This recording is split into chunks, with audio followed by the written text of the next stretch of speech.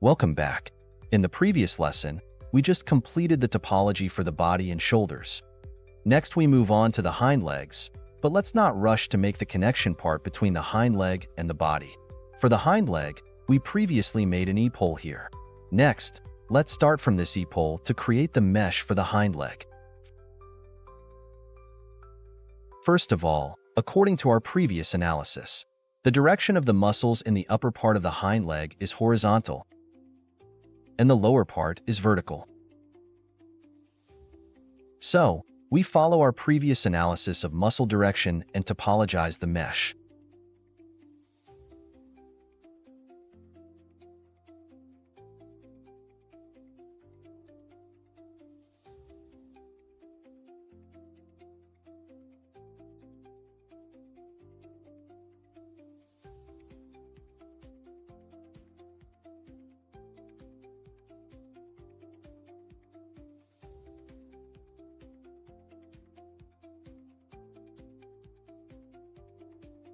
Extrude the faces on the leg according to previous analysis.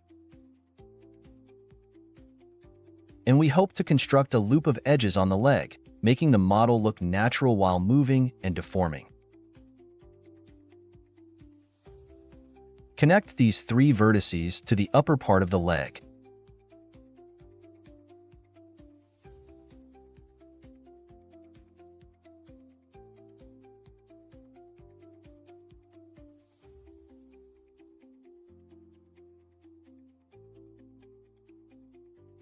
Select this vertex and extrude new vertices, then directly create these edges on the inner side of the leg and connect them to the front part. Connect these two vertices. We need to add intermediate edges here to even out the mesh a bit.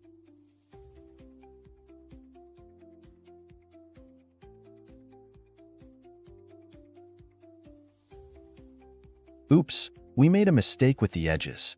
Here, we need to adjust them.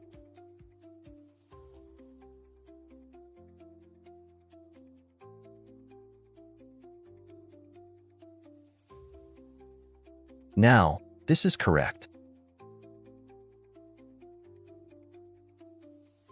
We manually add some edges to even out the mesh.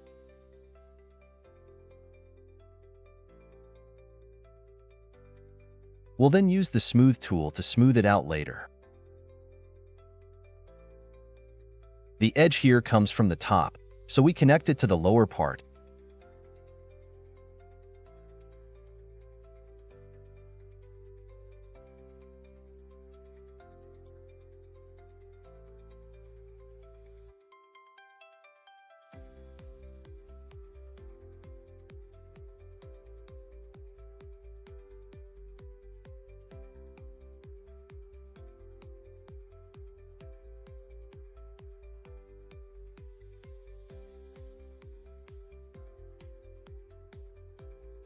Let's connect these two vertices.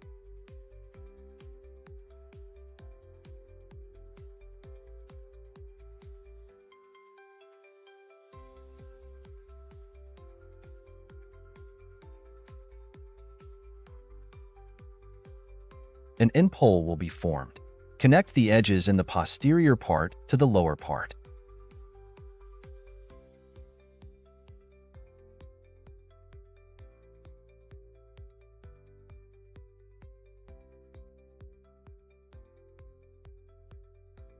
At the back side of the leg, we need to adjust the direction of the edges.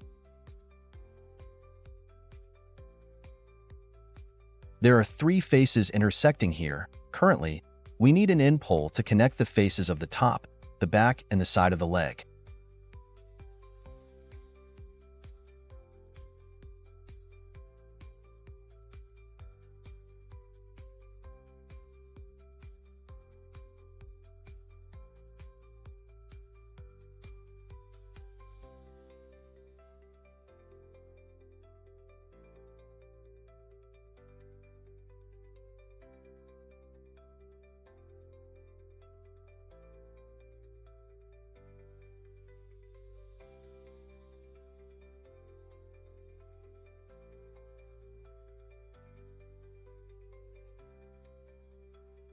we need to add a few intermediate edges on the side.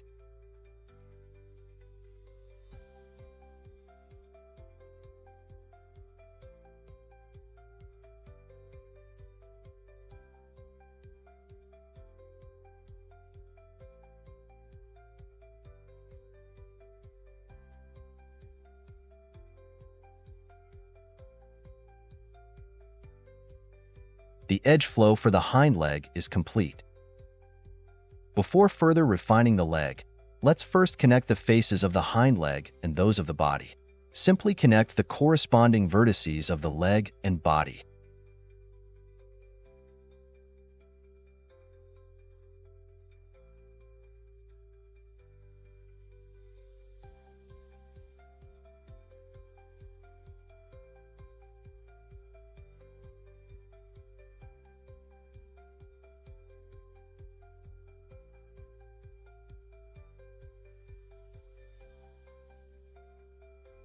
Moving on, let's create the structure in the groin area. This area is a somewhat peculiar structure where the leg connects to the body. We'll then topologize it. We need to observe and determine the most suitable edge flow for this area. Let's start from this vertex, extrude vertices along the contour here.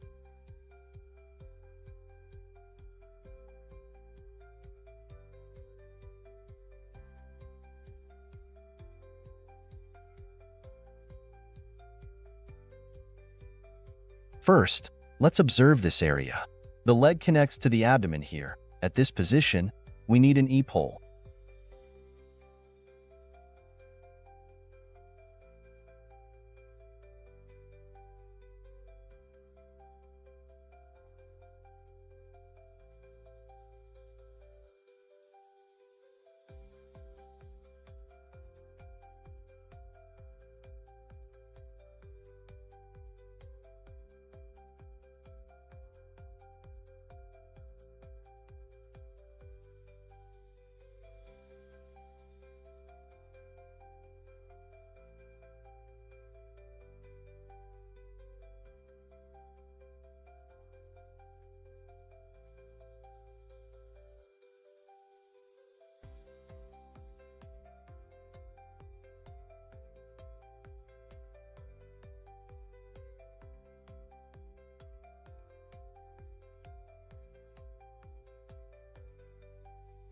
At the junction between this structure and the abdomen, it's likely to form two E-poles, which we want to avoid. So, let's try different edge flow methods here to see if there's a better solution.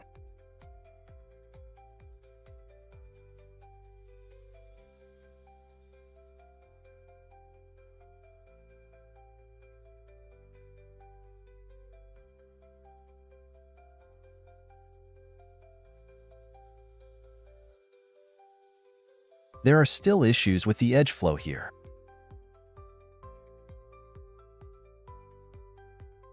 Currently, we don't have a clear idea of how to proceed, so let's put it aside for now and work on other areas.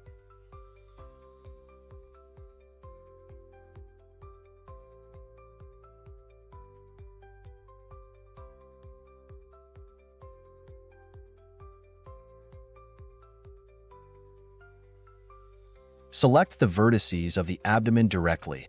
Extrude new faces to topologize the abdomen.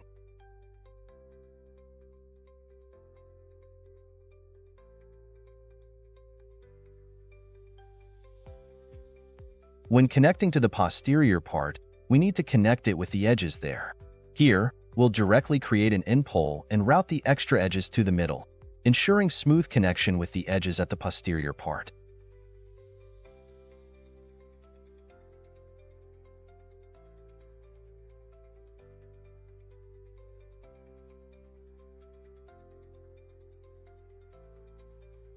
Let's continue adjusting the mesh of the abdomen.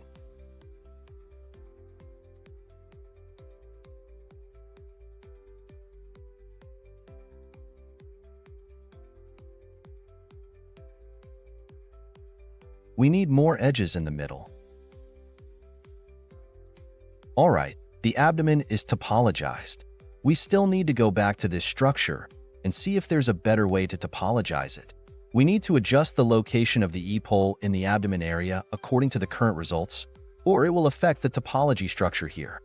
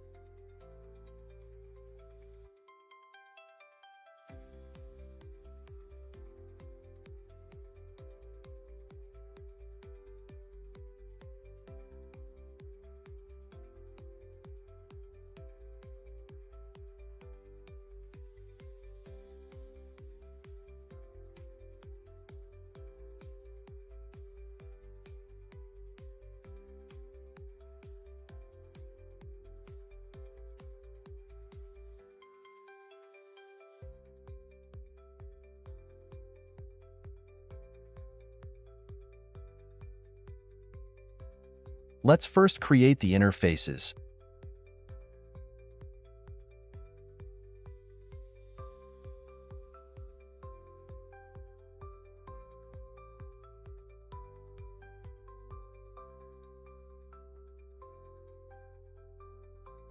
Then go back here and split the E-pole. By selecting the vertex and pressing the V, we can split them. Let's split the vertices of the abdomen one by one.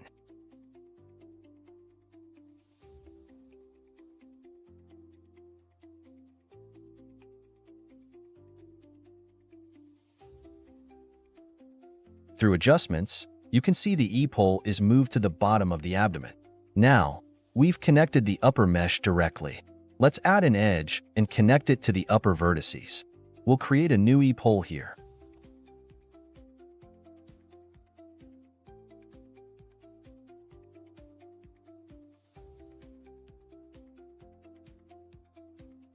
Alright, the topology here is completed.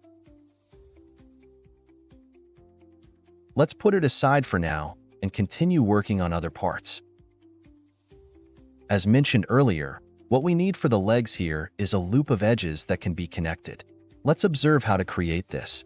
We'll extrude faces from the backside and connect them to the front.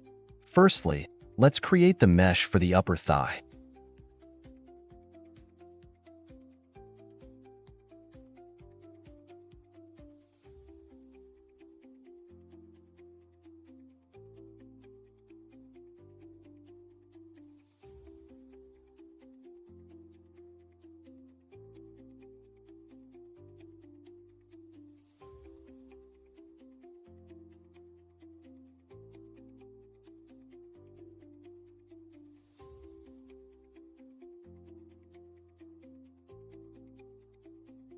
We need to even out the mesh. Let's enter sculpt mode and hold shift to smooth the mesh. Since there are faces that are not closed, when we are smoothing, these parts tend to converge. Let's apply a shrink wrap modifier. Since the shrink wrap modifier works based on the position of the original mesh, if we don't apply it, the original mesh won't attach to the surface of the object.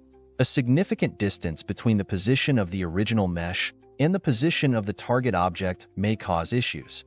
So, after each round of modification with mesh, we need to apply the current shrink wrap modifier and then continue with the new modifiers.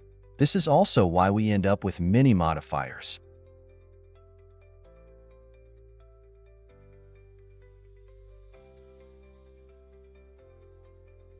If the mesh isn't closed, smoothing will cause errors in the hollow areas. Press / to solo the object, select all the polygons, and it's easy to see in edit mode that there are two areas that haven't been closed.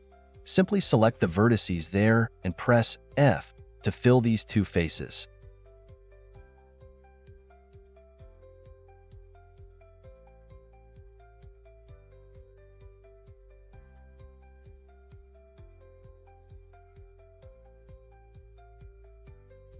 Alright, let's use Relax Brush again to smooth the mesh and achieve the desired effect.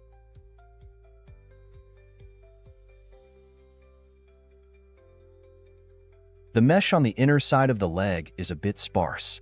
Let's add some edges.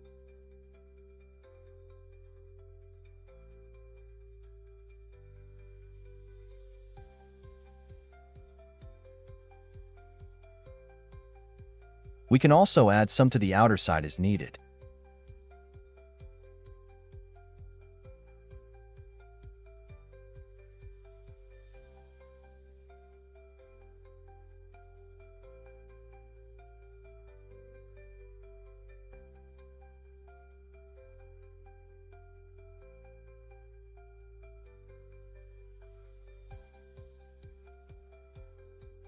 There's a vertex on the back side of the leg that is not smoothed properly. Press / to solo the mesh. Let's check out why this issue is occurring. There is an error. Maybe we connected these vertices by accident. Select these two edges and click X to delete them. Alright, after fixing the issue, let's go back to the hind leg and smooth it again to see if the problem is resolved. The problem still exists. Let's solo the model again and zoom in to observe the mesh here.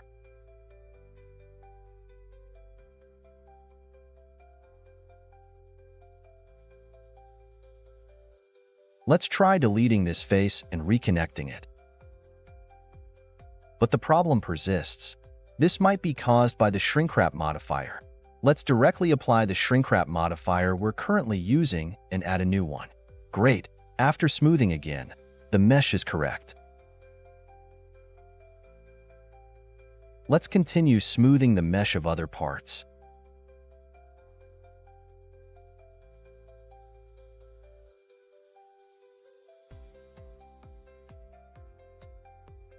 The same issue occurs at the front of the leg again. This time let's directly apply the shrink-wrap modifier, then smooth it again. See, there is no issue now.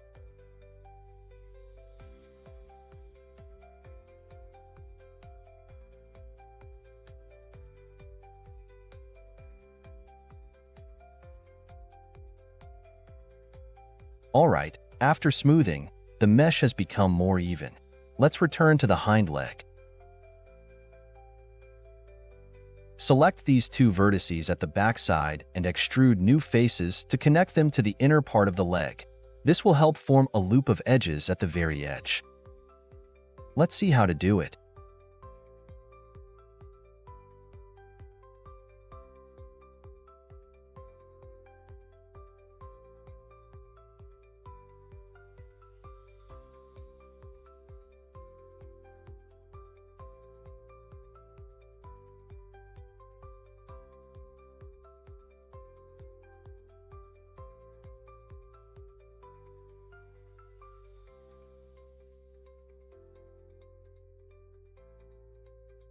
Okay, you can see that this loop has now been formed.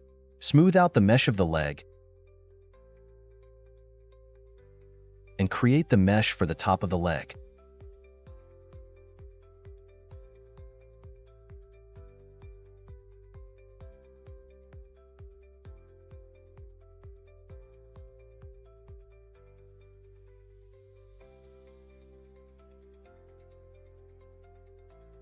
Let's observe our model from multiple perspectives.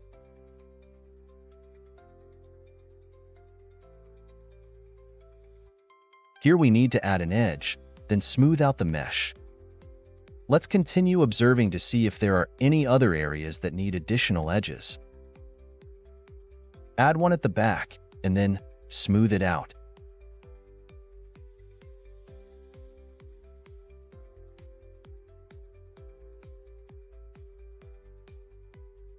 Alright, so far, we've almost completed the body part of this model. Next, we'll finish the hind legs and the remaining parts of the front legs, starting from the hind legs. Next, before we continue making the structure in the hind legs, we need to replan the strategy of edge flow. Based on the direction of the hind leg muscles, the thigh part of the hind leg actually has muscles connecting the calf and the thigh, and the calf, similarly, has the longitudinal muscles that attach to the skeleton. So, let's roughly plan the strategy of edge flow for the backside of the hind leg.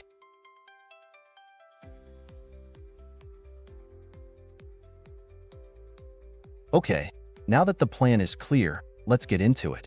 Simply select the outer vertices and extrude them around the inside of the leg.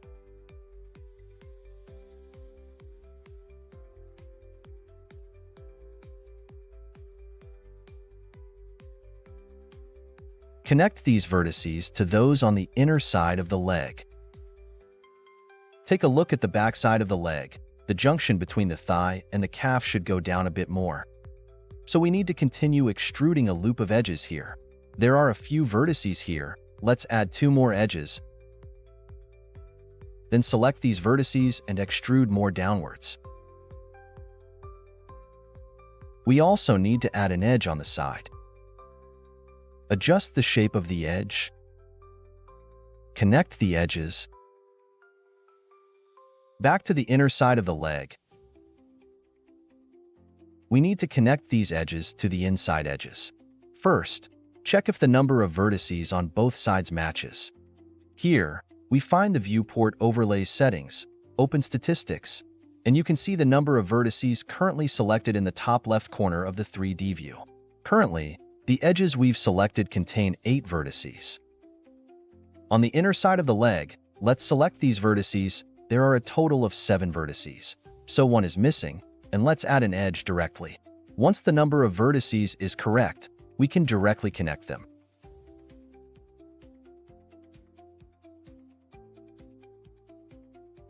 Add some intermediate edges.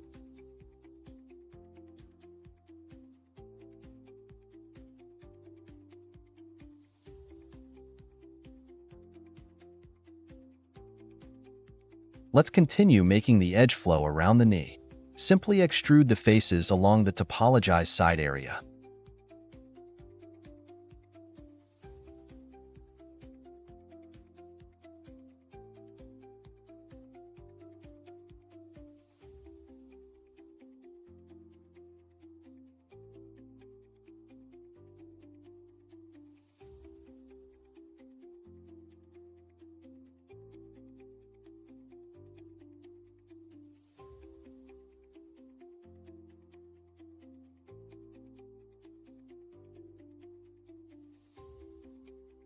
Alright, let's add the intermediate edges and smooth out the edge flow in sculpt mode.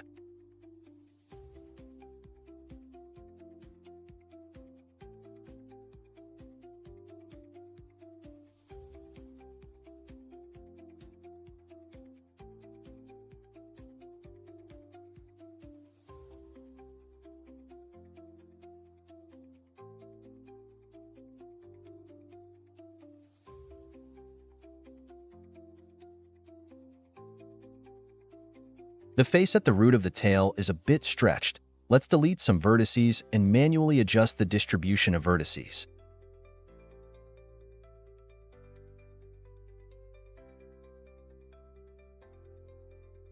There are too few horizontal edges here, with more vertical ones, so we need to add more horizontal edges.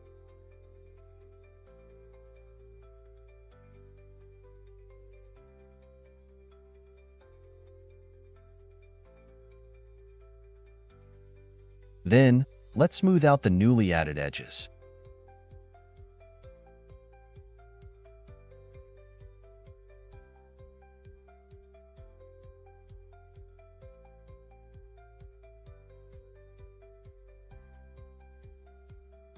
The edges are not enough in the middle between the hind legs. Let's add one more. Enter sculpt mode and smooth it out.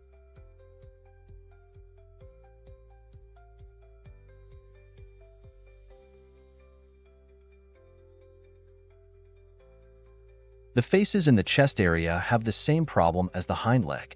We know this is caused by faces not being closed. Select these vertices and press F to fill the faces.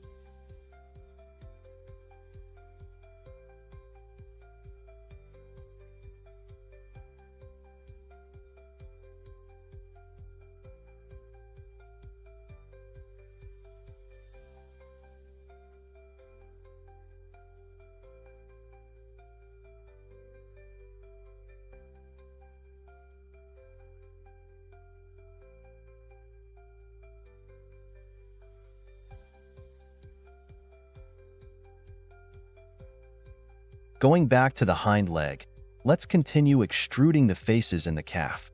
Select a loop of edges and extrude. Note, we need to temporarily turn off snapping before extruding.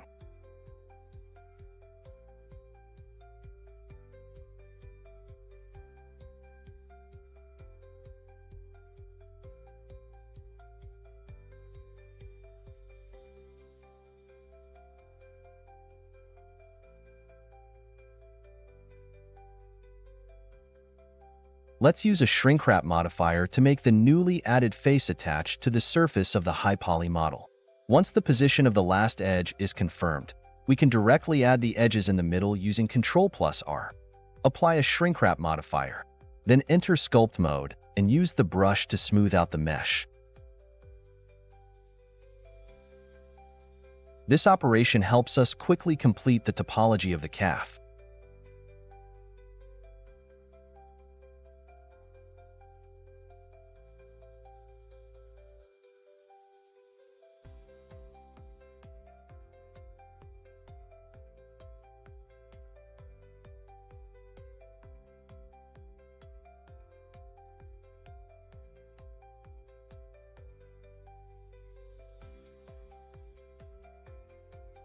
Here's a point to note.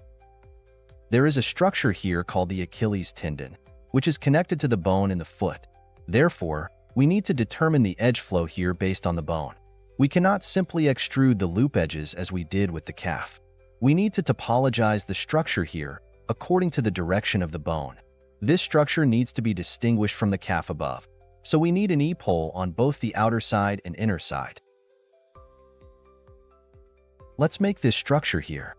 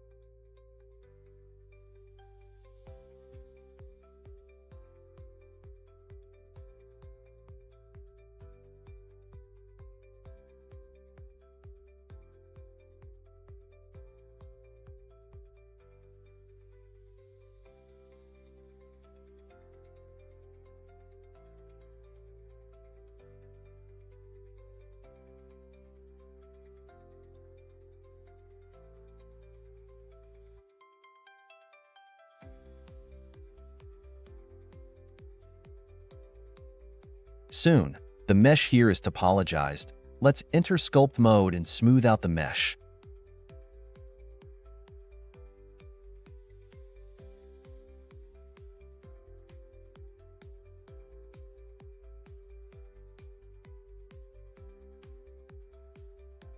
Alright, let's continue making the joint of the foot.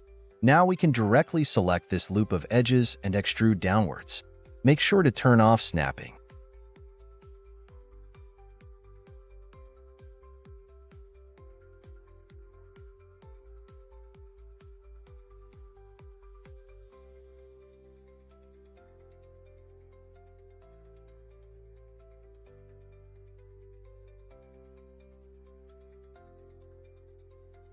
We can see from the statistics information in the top left corner that the number of vertices in this loop is 23, which is odd. When the number of vertices is odd, it means the hole cannot be filled. Therefore, we need to add one more edge to make the number of vertices in this loop even. Let's add an edge here. Just like when making the calf, let's press Ctrl+R to add intermediate edges, and use a shrink wrap modifier to match the shape. Enter sculpt mode and smooth out the mesh.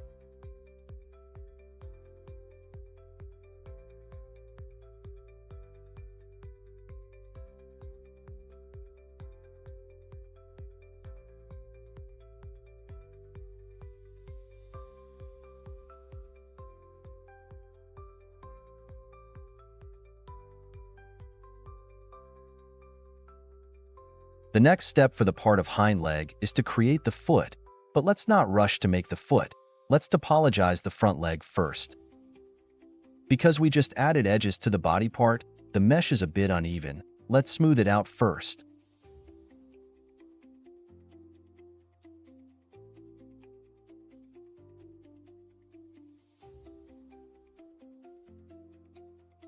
Now we can add edges to reach the final density. Since the body and hind legs are basically completed, We can add sufficient edges as needed.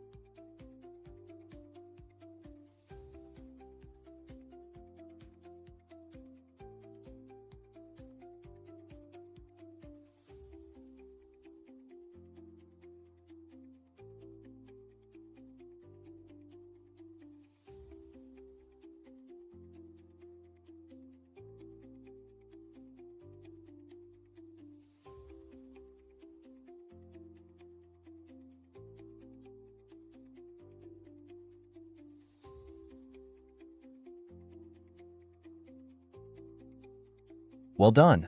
We have made great progress with our model after so much effort. It's much closer to completion. Okay, that's all for this lesson. Let's take a break and we can continue in the next one.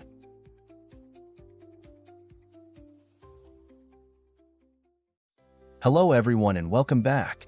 In this lesson, we are going to continue with the remaining structures from our previous lessons. Let's start creating the inner side of the front leg.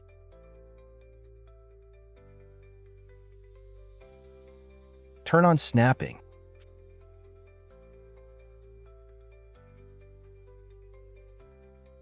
First, let's observe the current mesh here and think about how to create the edge flow.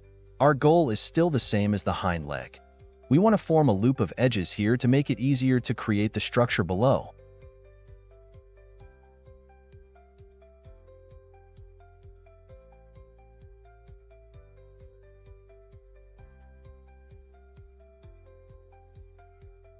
Select these vertices, and let's directly connect them with the vertices on the inner side of the leg.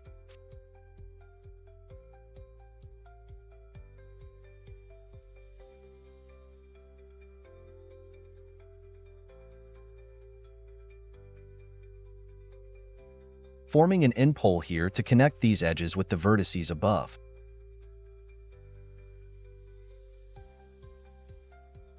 Let's smooth it out here, and that should do.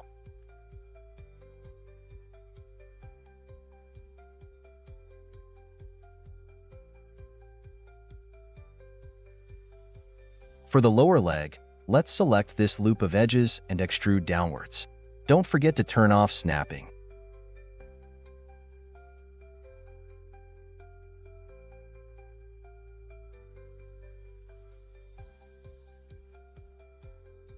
Okay, let's add intermediate edges with Ctrl+R. Use a shrink wrap modifier, apply it, and then enter sculpt mode to smooth it out.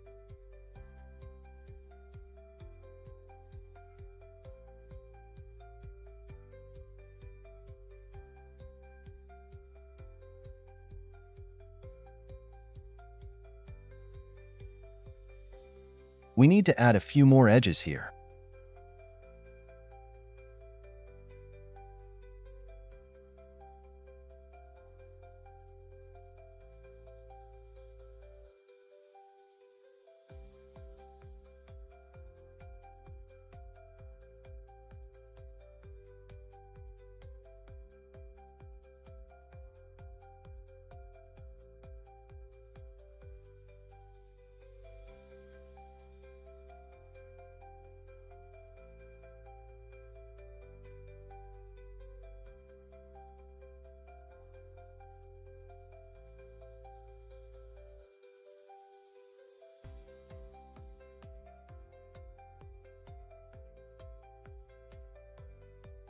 Alright, the lower part is completed.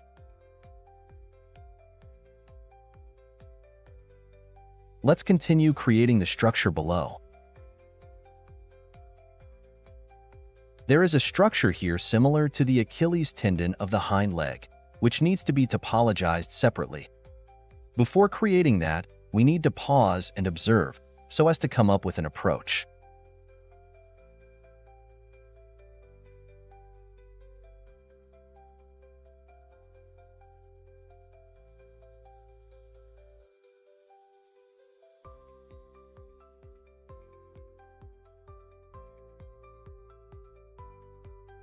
As you can see, every time we add an edge, it affects more than just the area where we added the edge. Some may even affect the body and hind legs. So, when adding edges, it's essential to consider carefully and try not to affect other areas as much as possible.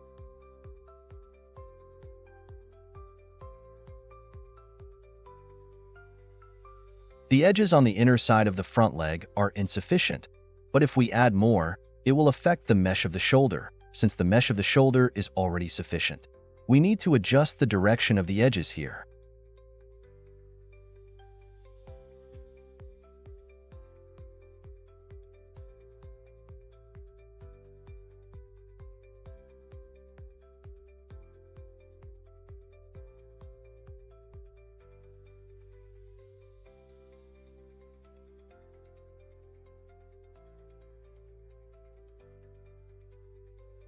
After the modification, adding edges here will no longer affect the shoulder.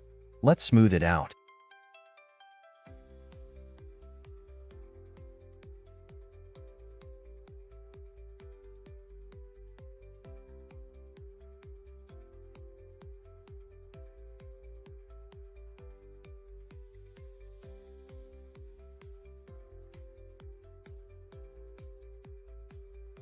Turn on snapping.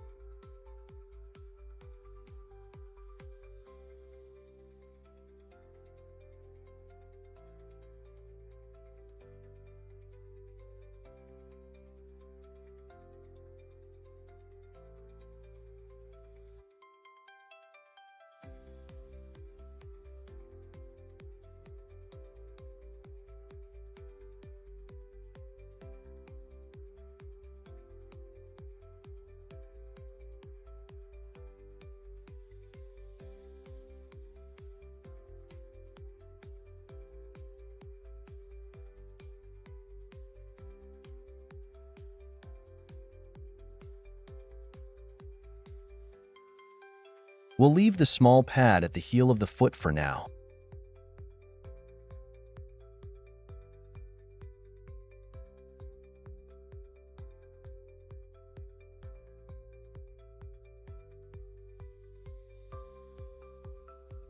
Let's continue creating the small toe.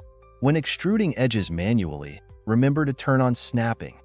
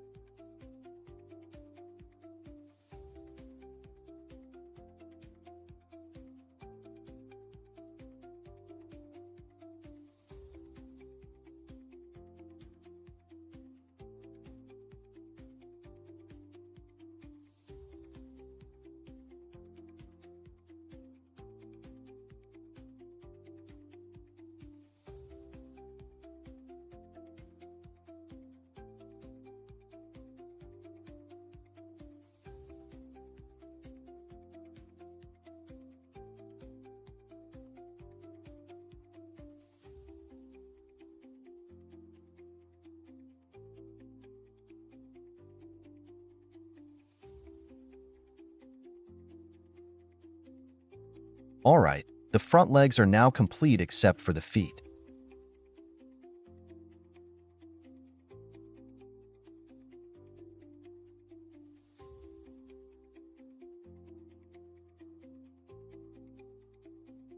Let's topologize the tail. The tail part is straightforward. Let's start with the root of the tail.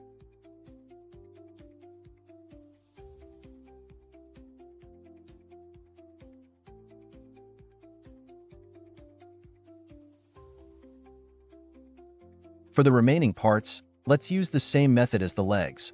Select a loop of edges and extrude new ones. At intermediate edges with Ctrl+R, use a shrink wrap modifier to attach it on the surface. What a great progress, isn't it?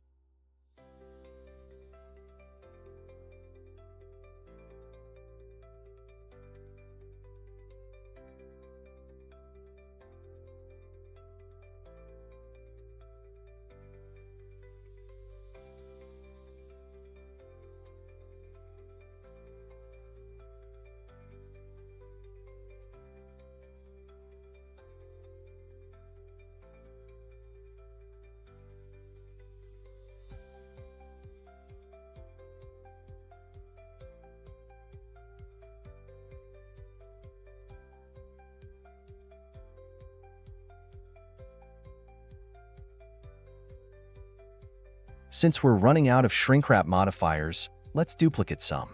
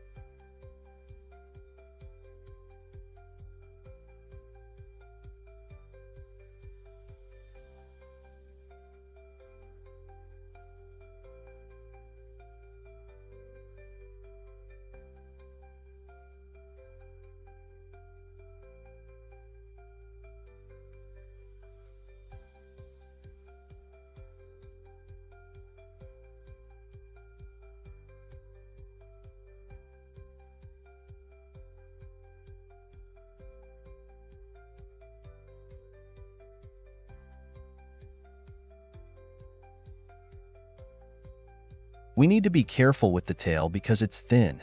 Near the middle area, the mesh often has issues due to mirroring. There's no ideal solution for this, so we'll need to manually adjust it. Delete these vertices and retopologize them.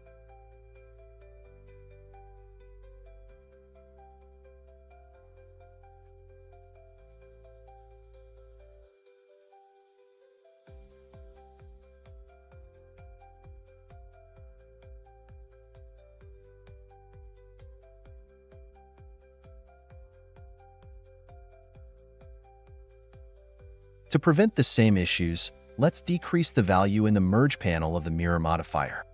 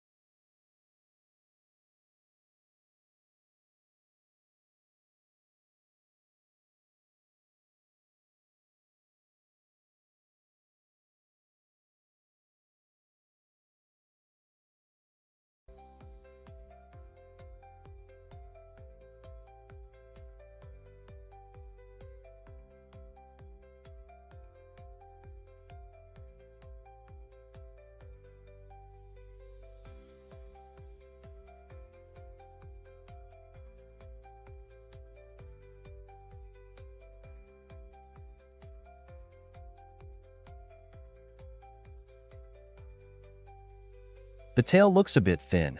We'll need to make it thicker later on. Alright, the tail is now complete. Let's move on to the feet. Since the middle part of the foot was not separated during previous sculpting, we'll postpone creating the interdigital spaces of foot in the topology for now. We'll address that after completing the overall topology. Alright, let's begin with a mesh loop around the foot. During the creation, we'll follow the same principles as with other areas of the topology, adding detail with additional edges after finishing the overall framework.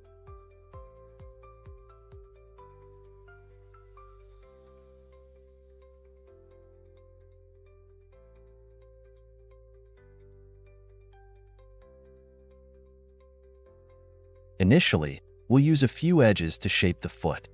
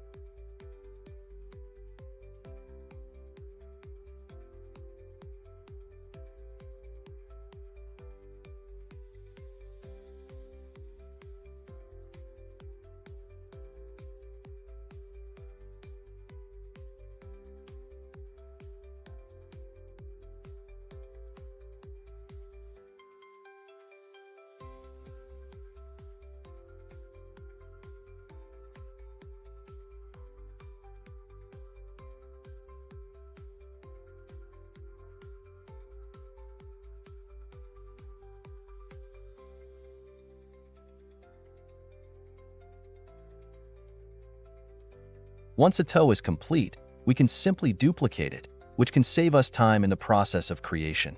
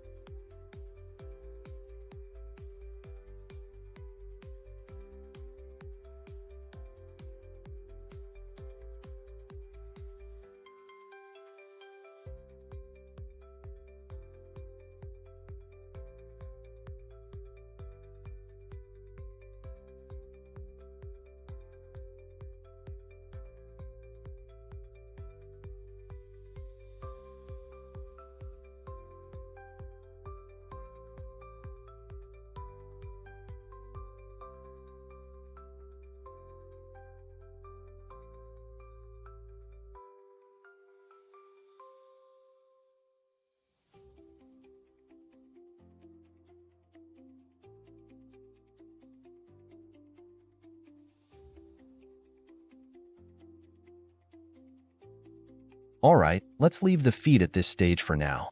Once the front feet and hind feet are fully topologized, we'll simply copy and modify the shapes, which can save a lot of time.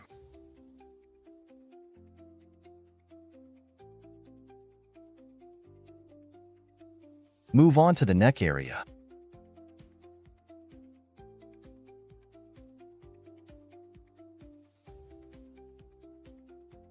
During sculpting, the head and neck were made separately. Since the shrink-wrap modifier cannot target two separate objects, we need to merge the high poly of the head and body into one object. Let's make a copy of both, merge the head with the body, and continue to topologize it. Now, we can continue to topologize the neck, which is relatively straightforward. Let's get started with it and quickly complete the topology for the neck.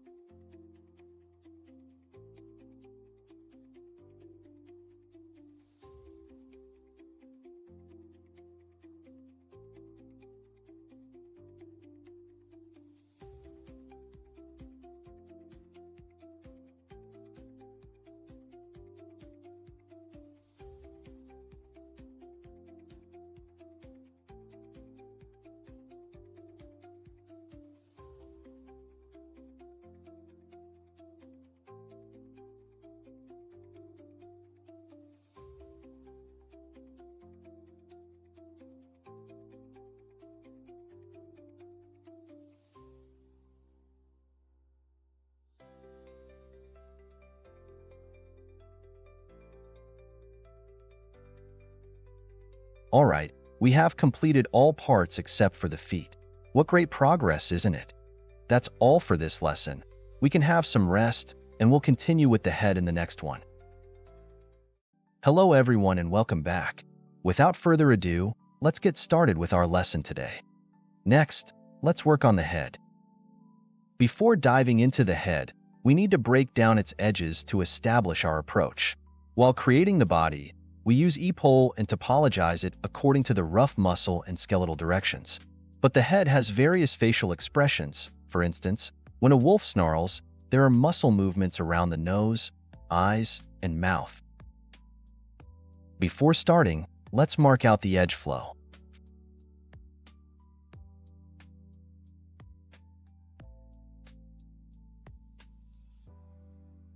First, let's begin with the eyes. The loop edges resemble the human eye structure, which has the orbicularis oculi muscle for controlling movements around the eyes. So it is a loop. So we'll draw the loops around the eyes. Similarly, we need to draw the loops for the mouth.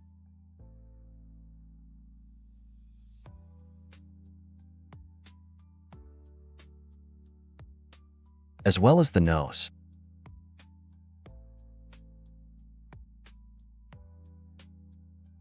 Extend an edge from the nose to the chin.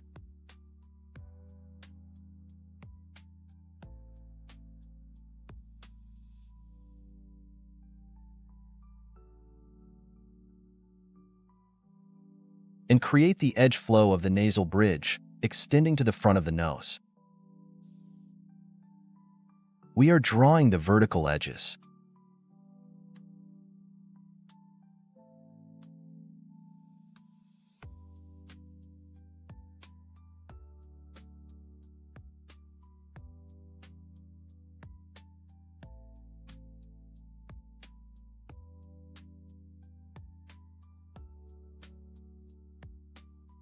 Let's observe the edge flow in front of the eyes. It's not right. We are going to break it down. We can observe the deformation here when the wolf looks fierce. It will form wrinkles in this direction here. So we can directly follow this direction to topologize it, and the model will turn out nice. Let's quickly draw the edges for other areas.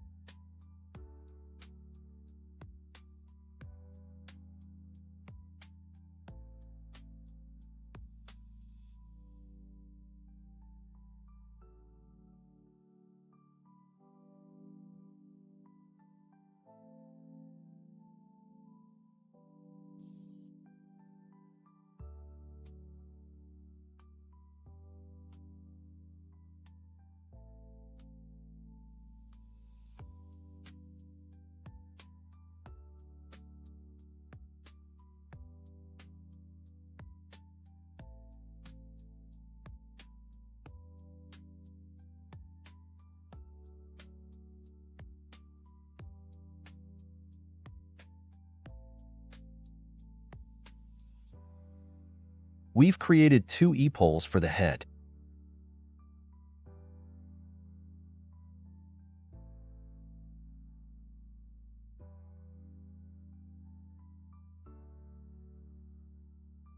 At the jaw, we'll readjust the edge flow. It should look like this.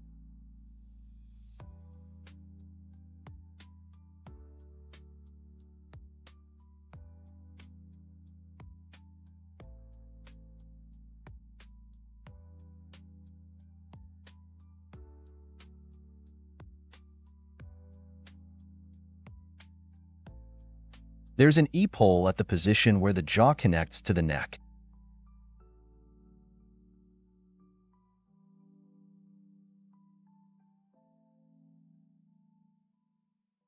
Our overall strategy of the edge flow in the head is determined. Let's adjust the opacity of the marks and start topologizing based on our analysis. We start from the first e-pole,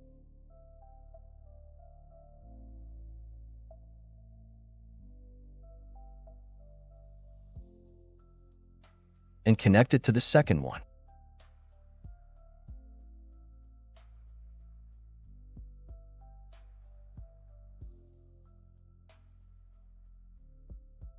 We'll also create E-poles around the nose and under the jaw.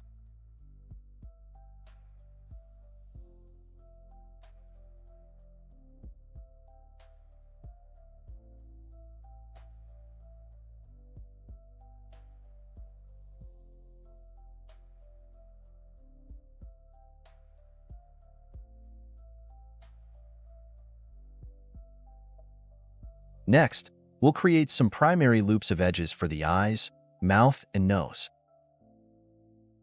Now, let's hide the marks.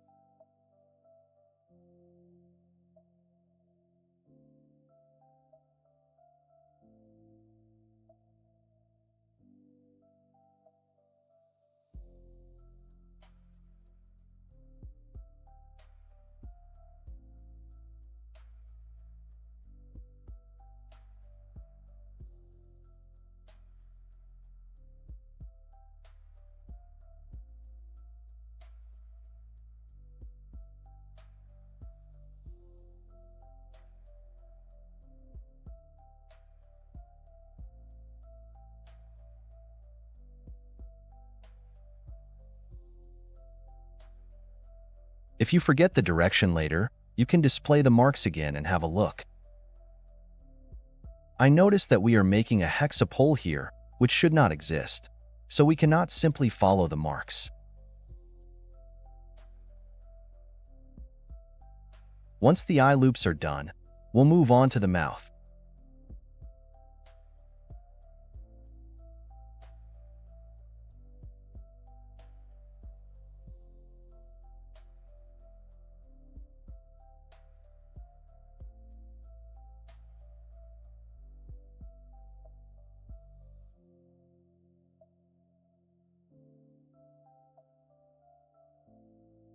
Since we didn't sculpt the internal structures of the mouth, we'll address the topology for it later.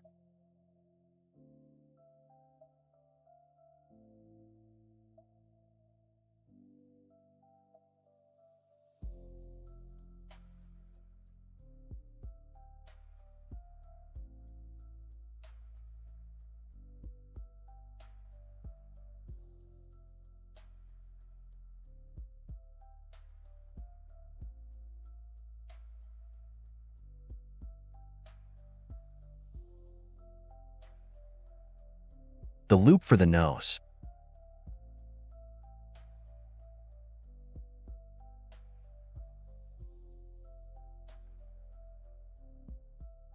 So far, the loops for the nose, eyes, and mouth are done. With these loops completed, we need to figure out how to connect them to form a unified mesh.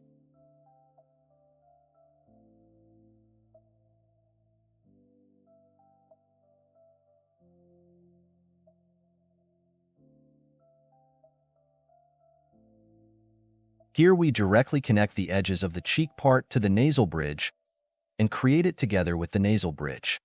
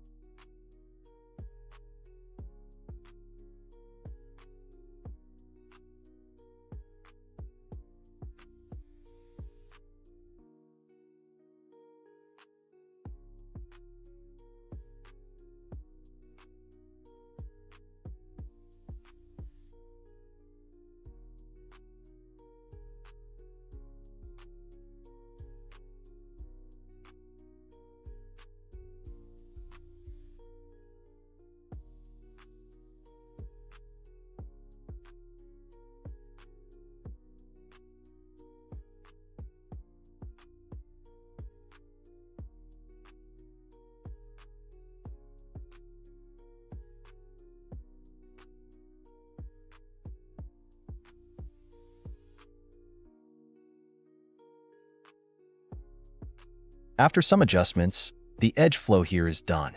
Let's work on the forehead and complete it by extruding vertices from the nasal bridge.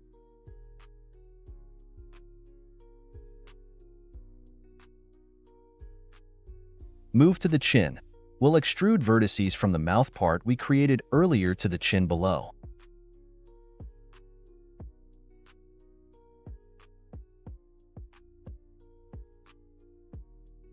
Let's quickly create the mesh for the bottom of the mouth.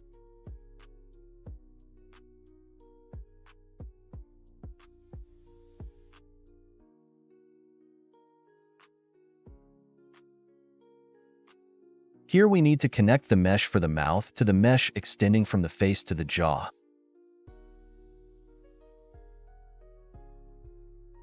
In the early stage of topologizing, which is still relatively rough, we will first manually adjust the position of the vertices to make them evenly distributed as much as possible.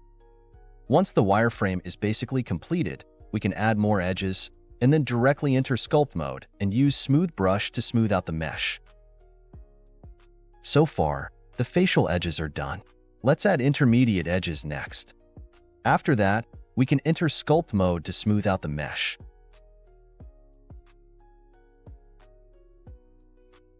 Better finish the eyes before that. In order to ignore the influences of the eyeballs on the topology, let's select the mesh topology and high poly, press / to solo it. Then select the mesh and jump into sculpt mode, and continue to create the eyes.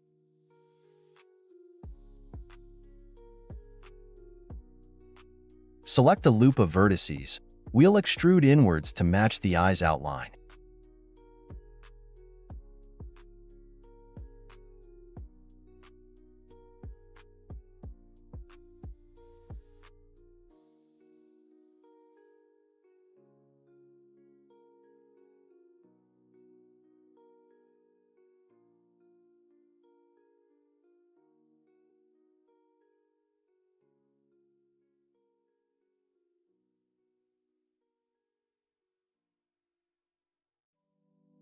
Alright, continue extruding inwards and adjusting the shape as needed.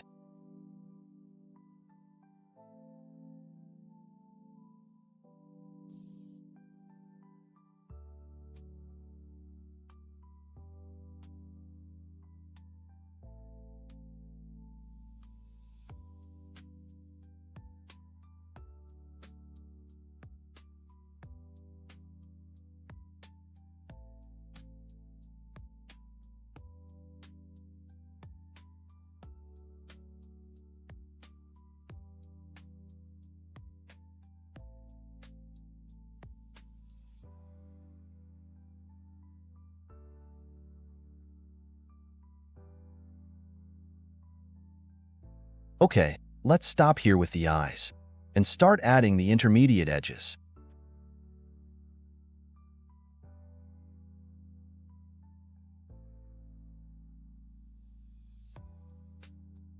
When adding edges, add them as evenly as possible to maintain an uniform grid density distribution as much as possible.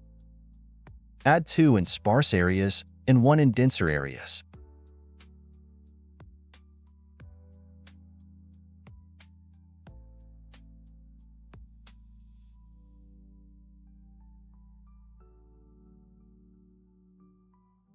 After adding them, let's switch to sculpt mode and smooth out the surface.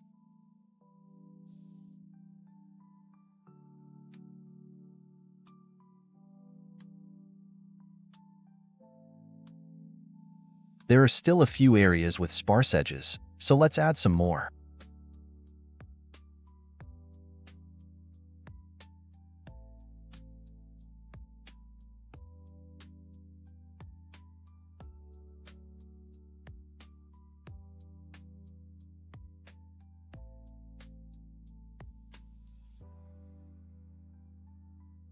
Alright, the mouth area looks good now. The mesh seems fine.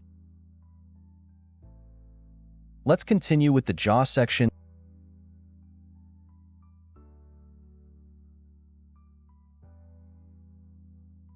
and display the analysis we did earlier.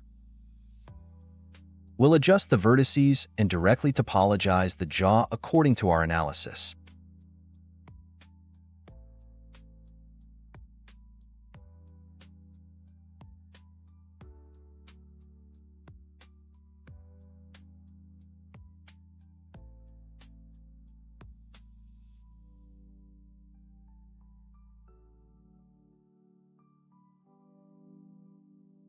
Here a mesh connection with the face is needed.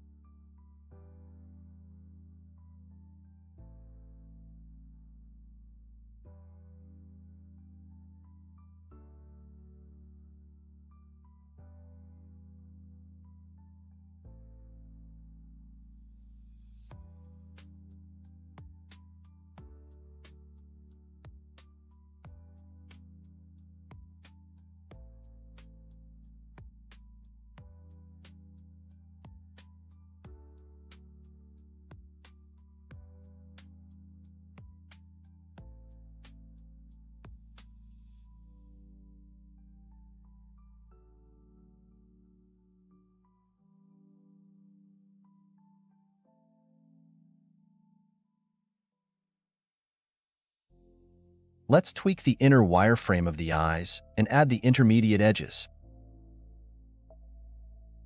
In fact, after our preliminary analysis is completed, we will directly create it according to the content of the analysis. You may feel that the topology part is very boring, but only if we know what kind of edge flow is needed and where, it will be beneficial to subsequent work.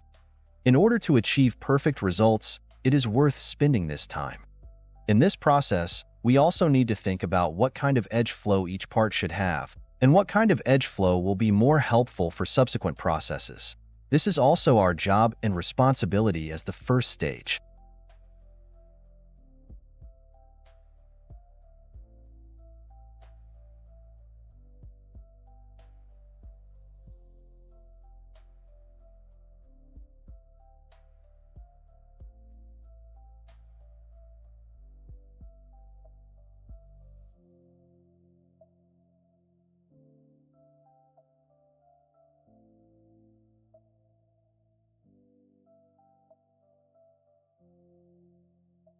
Once that's done, let's finish up the forehead section.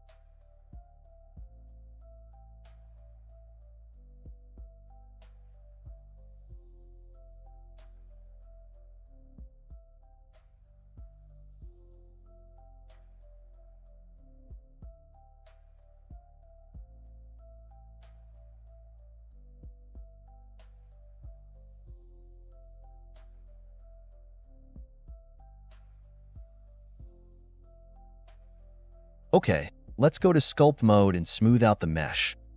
The poly count is a bit small, and the size of the polygons on the forehead is obviously uneven. Enter sculpt mode and add some intermediate edges.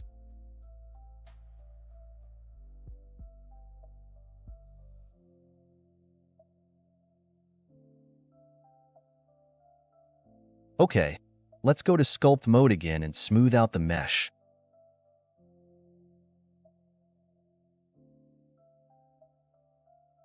So far, the head is mostly completed except for the ears and nose. We've applied a lot of techniques we discussed during body topology. The most crucial step was the analysis before sculpting, which helped us establish the most important edge flow. Let's double-check the current mesh. We'll make some adjustments to the mouth area. There seems to be some distortion in the mesh here.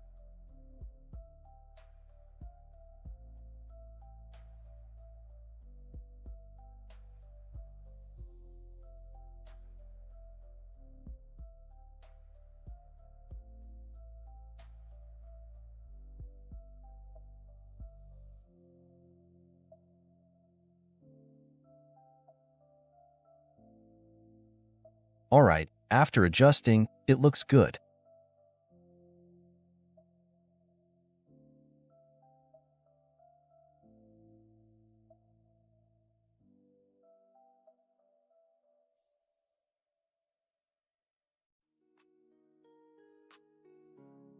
Let's continue with the nose area. First, let's quickly topologize the flat areas.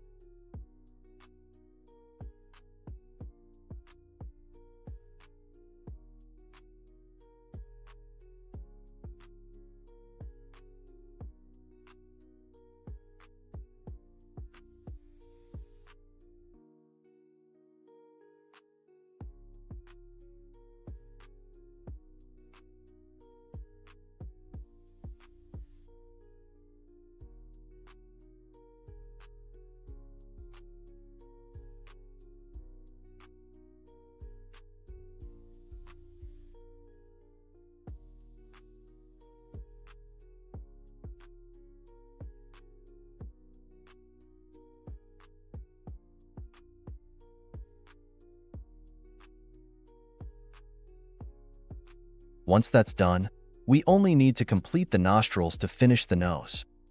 Let's manually tweak the mesh around the nostrils.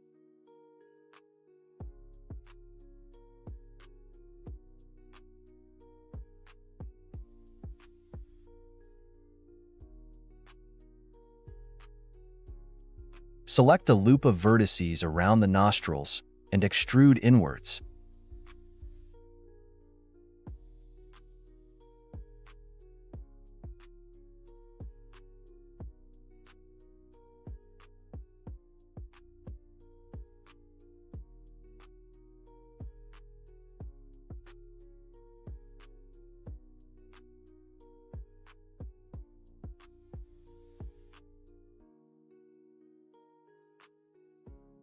Keep extruding and adjusting.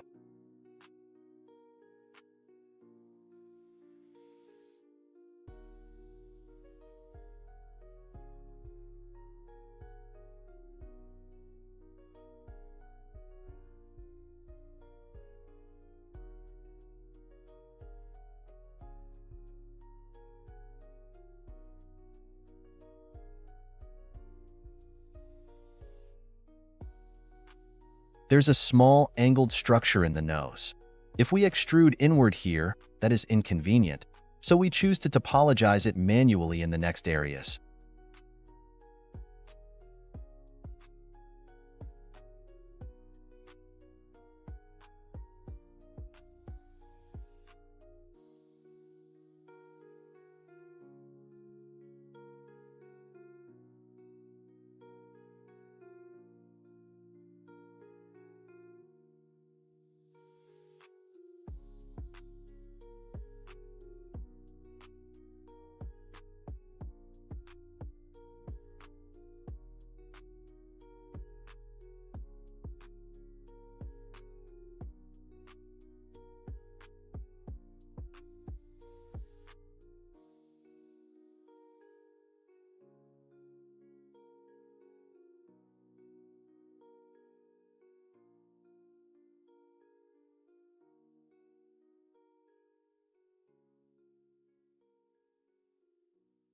As you can see, the current topology is problematic. There's stretching evident in the mesh.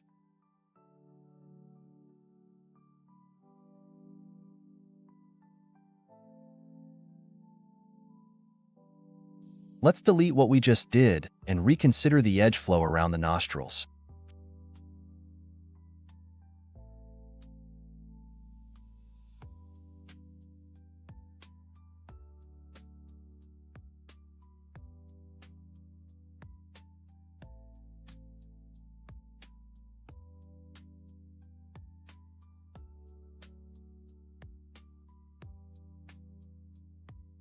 First, we need a loop of vertices to constrain the structure of the nostril.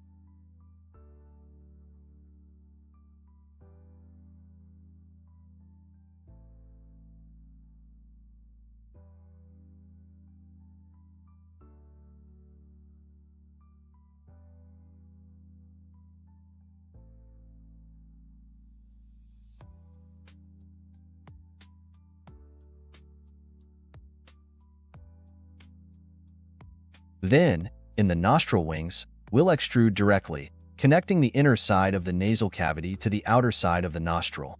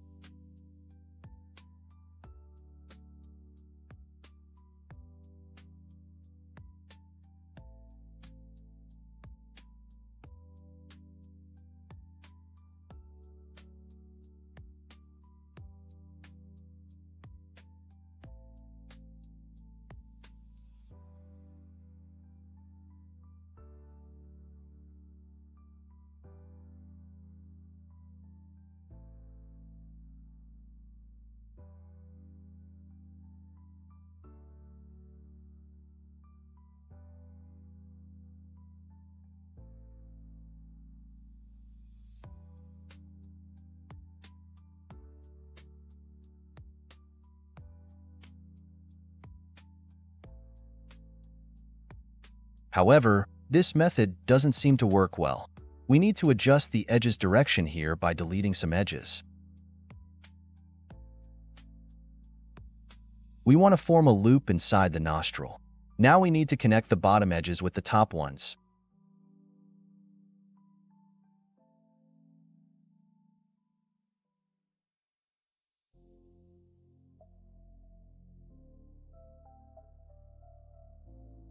But there's a significant difference in the number of vertices on each side here.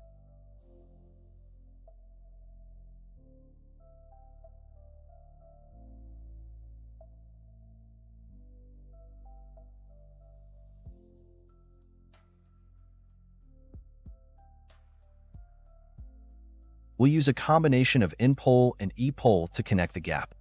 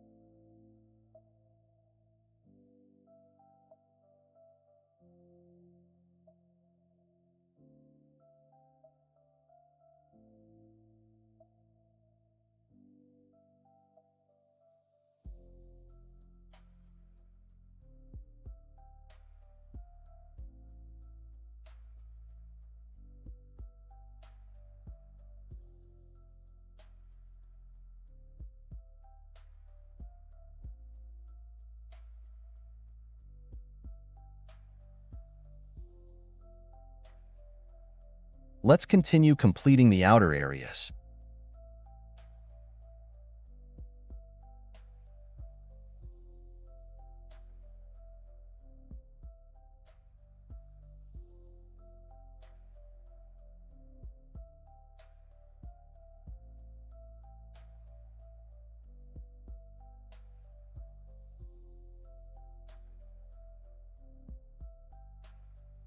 Alright, now it's time for the nostril interiors. Let's add some edges around the nose first.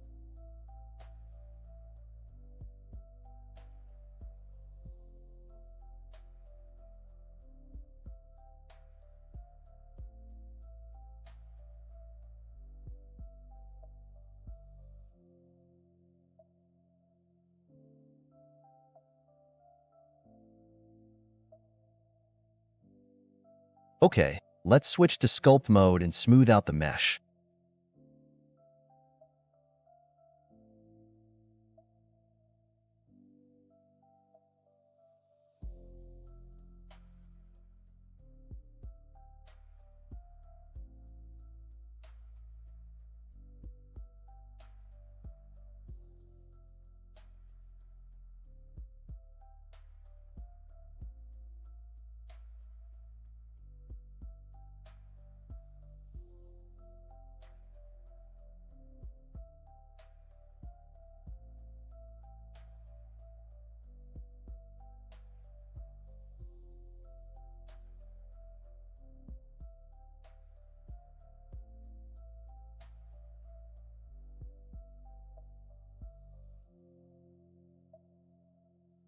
With that, the topology of the nose is complete. Okay, that'd be the end of our lesson today. We have done a great job. Now the face is completed. In the next one, we are going to complete the entire head. Hello everyone and welcome back. In this lesson, we will continue with the head. Next up, let's continue with the ears. We'll start by topologize the structures around the ears.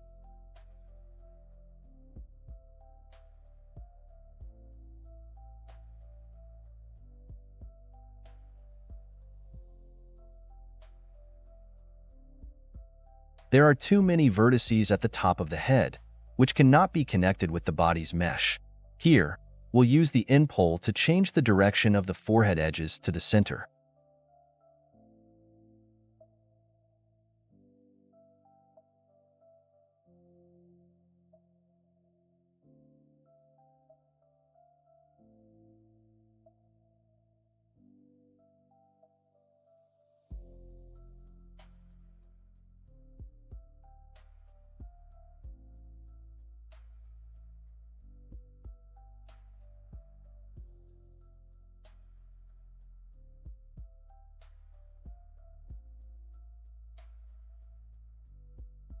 This ensures the forehead's mesh can connect seamlessly with the body's mesh. It won't cause any issues when connecting meshes of the head and body, since the numbers of faces on the side and bottom of both are close.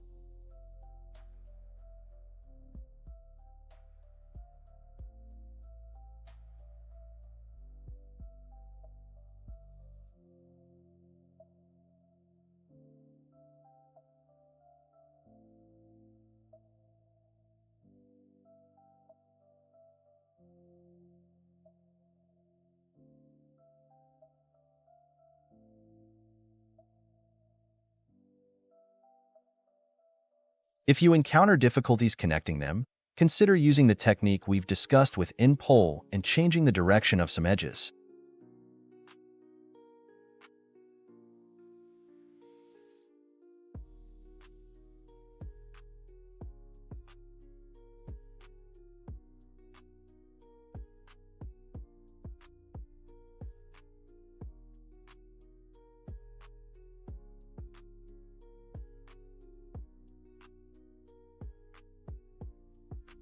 For now, the number of vertices at the back of the head is roughly equal to that of the front neck, so there should not be any problem connecting them.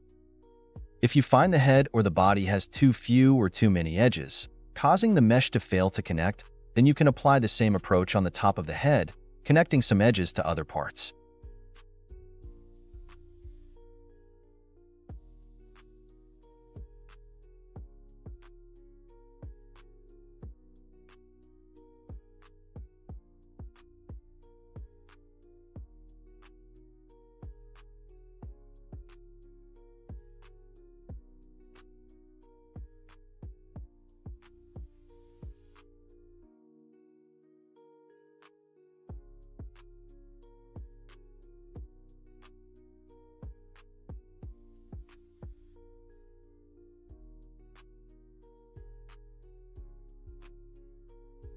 Great, the head is now seamlessly connected to the body.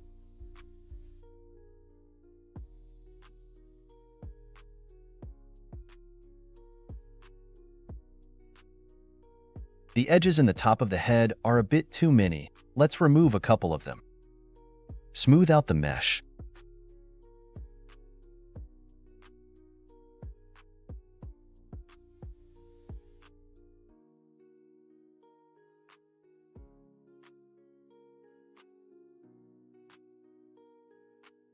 Alright, now only the ears are left.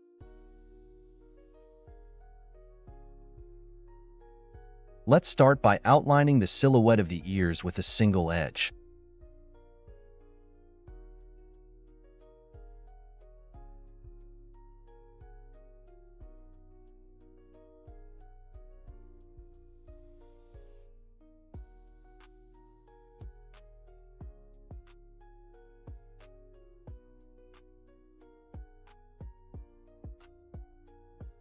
Then, let's extrude a loop around the root of the ears.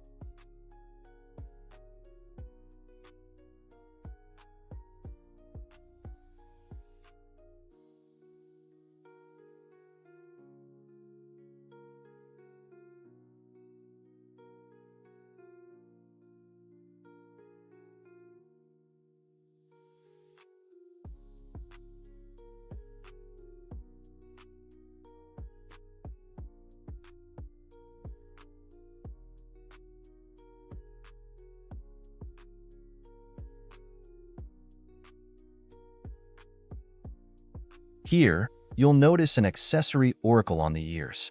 So, let's continue outlining this structure along the silhouette of the accessory auricle. The part beyond the accessory auricle will connect to the other side.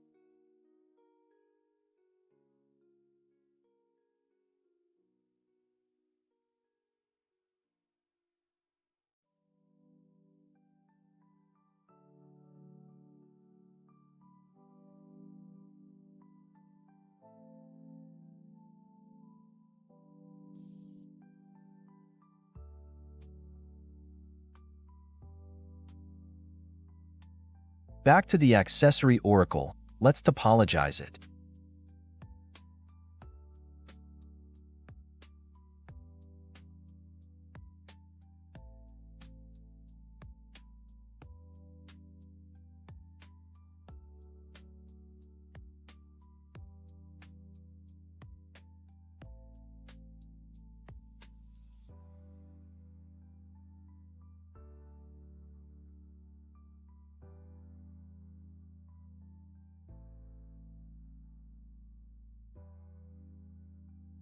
Okay, the structure of the accessory auricle is done, making the rest much easier.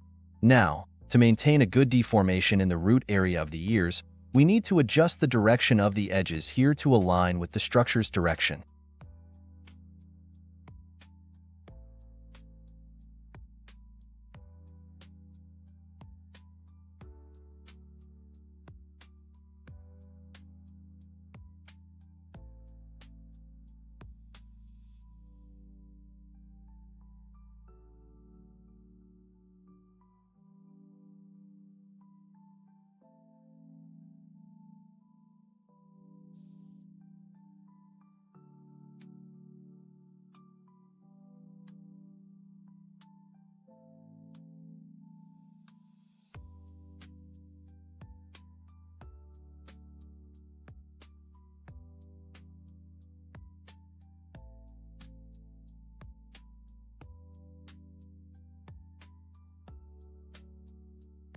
Alright, this part is basically done. Moving to the back side of the ear, it's relatively flat, making topology easier.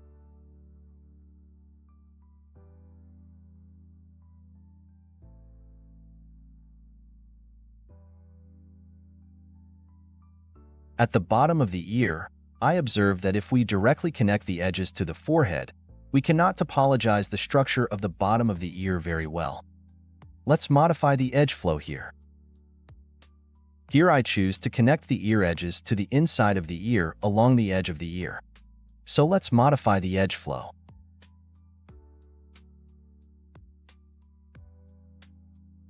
In order to make it easier to modify the edge flow, we first delete the inner grid, and later we will recreate the grid here based on the readjusted edge flow.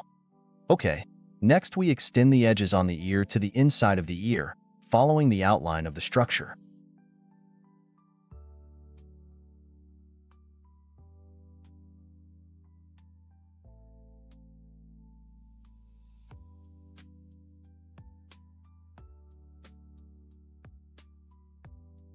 After adjustment, we can now fill the face. Select the mesh and click F to fill the face here. There's an error here, let's delete it. Okay, let's go ahead.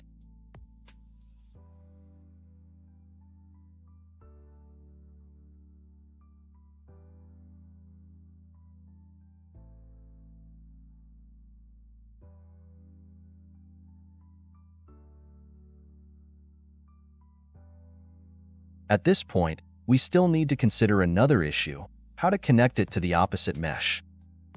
Well, there is no good solution yet. Let's try connecting first.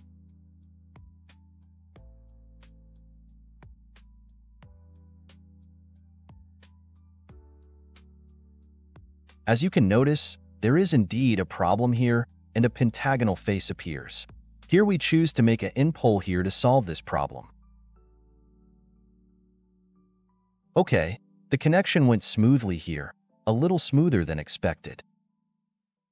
Let's add an intermediate edge here, and go to sculpt mode and smooth it out a bit.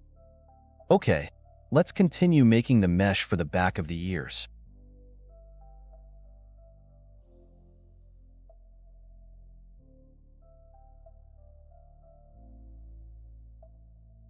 We need to connect the mesh at the bottom of the ear with the mesh at the tip of the ear. Obviously, the poly count for the edge is not enough. Now let's add some intermediate edges. Add intermediate edges along the edge of the ear.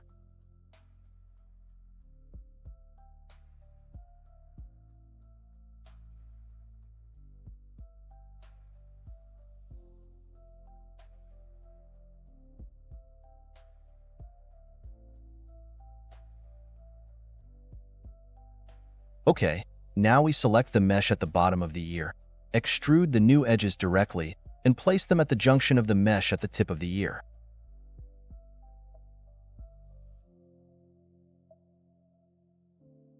There are a total of 11 vertices on this edge. Here are 13 vertices.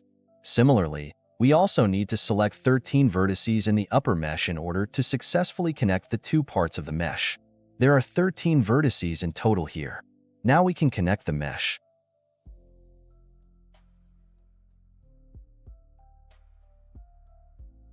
Okay, it's done here. Let's adjust the mesh position here. Next, we need to connect the side mesh as well. Connecting the mesh here also affects the other side. Don't rush to make it yet. Let's take a look.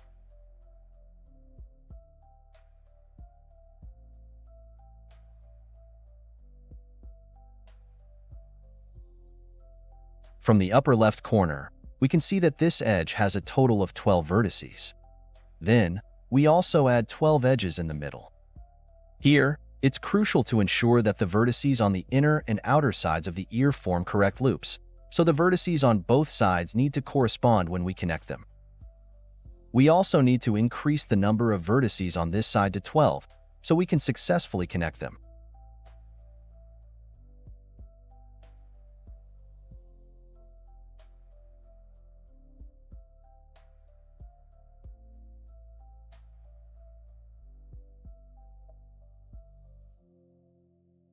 After smoothing out the mesh on the backside is completed.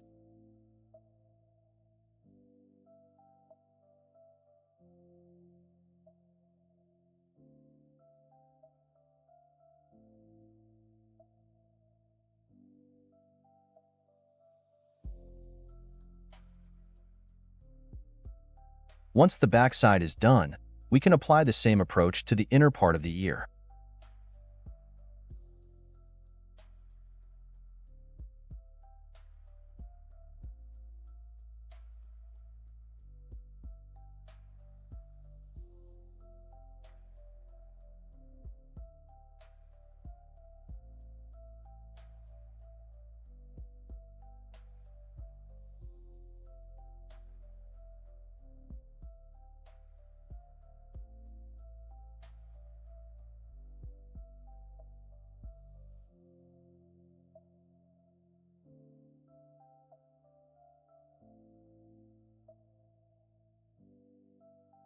Here we select an edge and check where the vertices at both ends of this edge are, because the two ends eventually need to be connected to form a loop.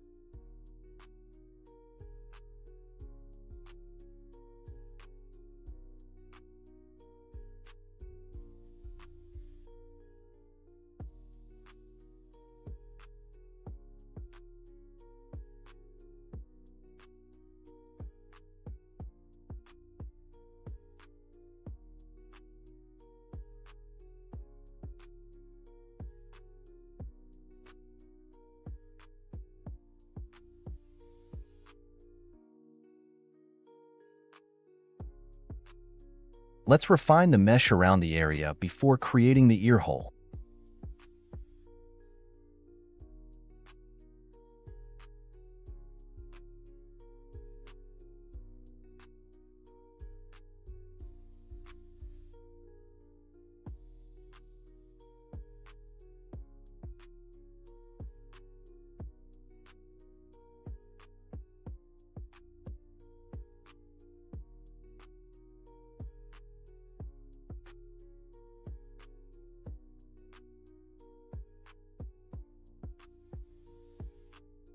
For the inner part of the ear hole, let's directly select this loop of vertices and extrude inwards. Here at the ear hole, we can simply close it. When we worked on the inside of the eyes and nose, we didn't close those areas because leaving them open makes it easier to add new edges later. Since we've basically completed the topology of the head after finishing the ears, we can fill it for the ear holes now. As mentioned before, the number of vertices in the closing loop needs to be even. Select this loop of vertices. We can see there are 26 vertices, indicating it can be smoothly closed. Here, we'll use a tool called Grid Fill. Press Ctrl+F to access the Faces menu and find Grid Fill. Click on it. We can see the unclosed face has been filled. We can find some options for this function in the bottom left corner. We can adjust those to achieve the desired result. Alright, now let's switch to Sculpt mode, smooth it out, and once that's done, the ears are fully topologized.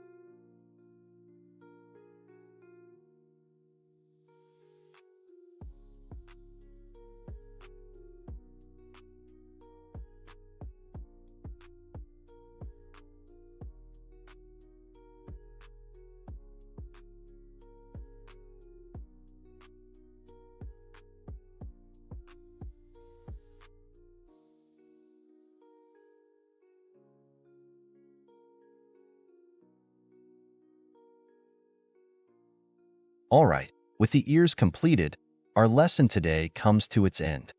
We have completed the topology for the head today, and in the next one, we will work on the last part, the feet. See you in the next one. Hello everyone and welcome back. We have finished topologizing the head in the previous lesson. The entire model is now complete except for the feet, so let's go back to them. Based on the topology we've already established, let's topologize the other parts, primarily the foot pads underneath and the nails.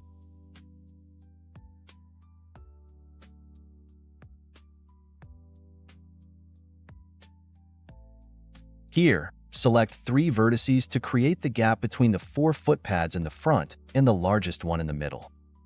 Extrude faces along the gap. Considering that the bottom of the foot still needs to connect to the top, the edges here should correspond with those above.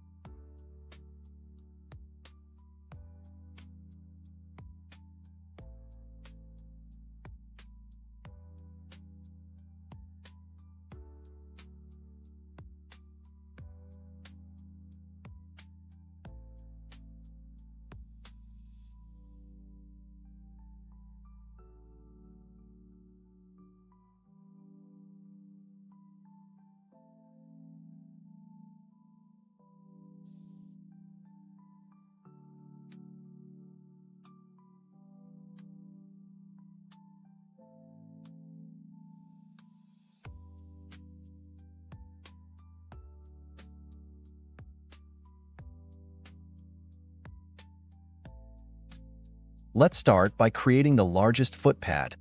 Select a loop of vertices and extrude vertices inwards. Adjust the position of the newly extruded vertices to match the shape of the foot pad.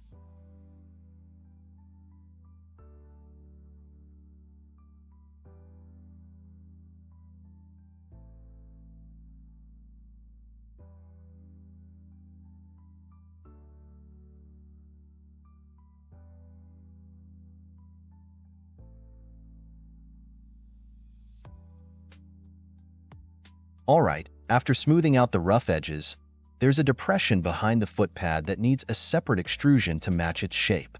Select these 3 vertices and extrude inwards. Now, we can select this loop of vertices and extrude to form the foot pad's shape. We've encountered an issue in the middle here. Let's check it. There are some redundant vertices here. Let's delete them.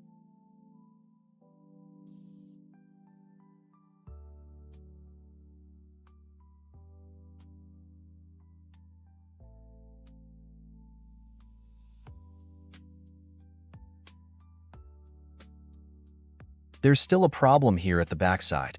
Let's check again. There are still redundant vertices. Let's merge 2 vertices, ensuring to merge the redundant vertices on both sides.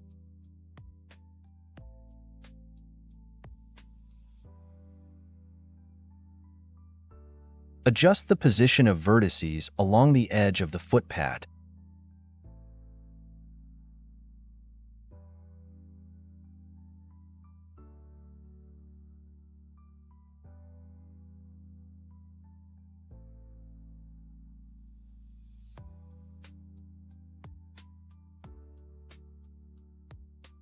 Select another loop of vertices, extrude inwards, and adjust the position.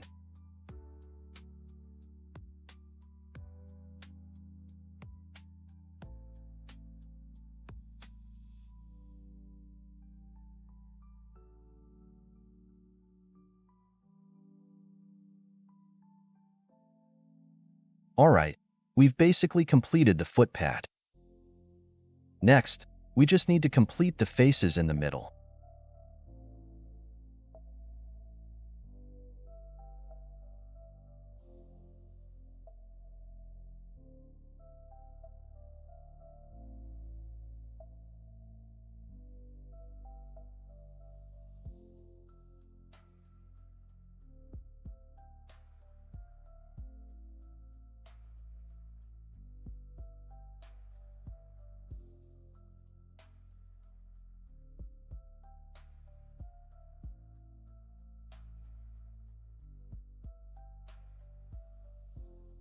Enter Sculpt mode and smooth out the mesh.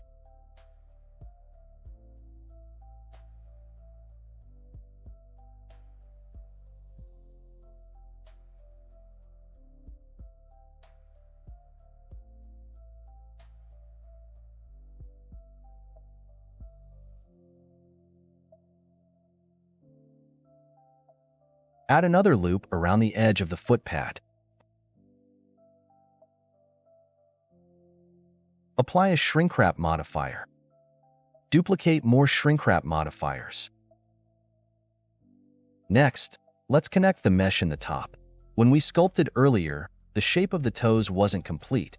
It included part of the foot pad. So, let's postpone making the foot pad for the toes for now. Once we've completed the topology of the toes, we'll extrude the foot pad again. First, let's check if the number of vertices on the top loop corresponds to the bottom loop.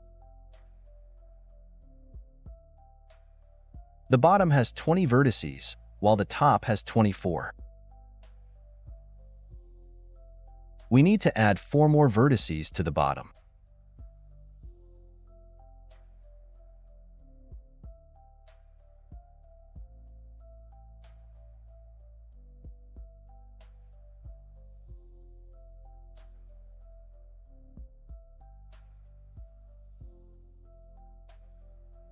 Press Ctrl+R to add 3 intermediate edges. Enter Sculpt mode and smooth out the mesh. Next, let's work on the toes. At this point, we can't directly match the high poly model, so we'll turn off snapping later and directly adjust the mesh. Now, let's add some edges to the toes, ensuring to add the same number of edges to each toe.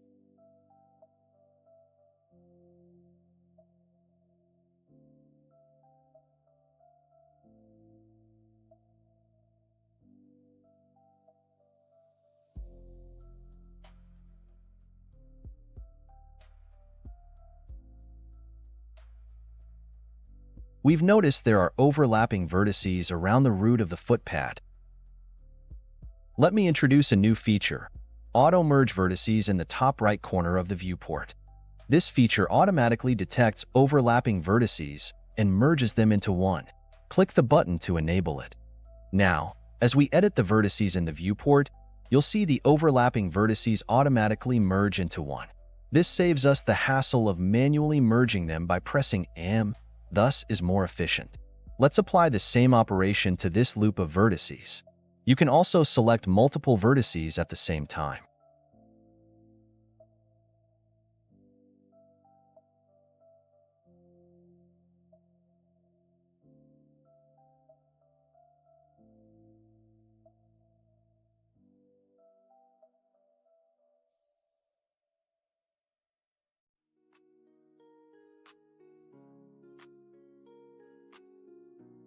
Alright, that's done.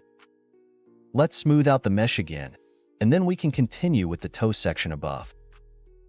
Oh, there's one overlooked.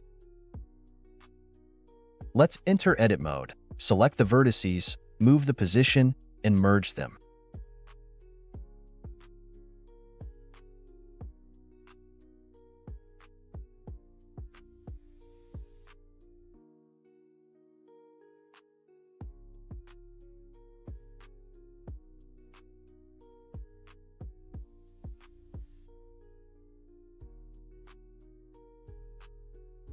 Currently, the toe section isn't completed yet.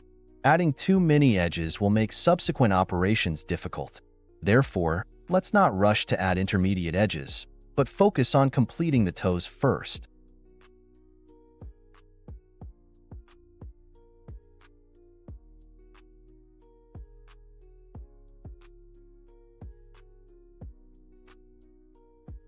Let's start with the outermost toe. Topologize it according to the sculpted shape.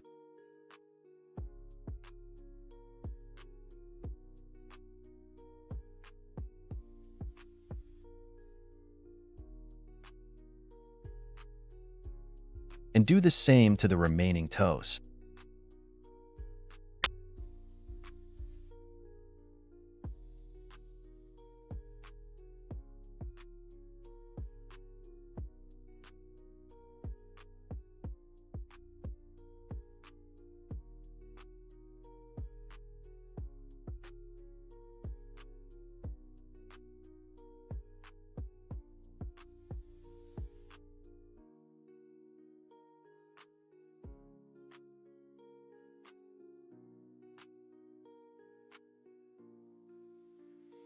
Next, we'll ignore the high poly and directly edit the topology mesh. So, let's check which parts of the model need edges added or adjustments. Once we remove the high poly, we won't be able to reference its shape. Let's extrude downward a bit more for the front feet. Adjust the position of a loop of vertices.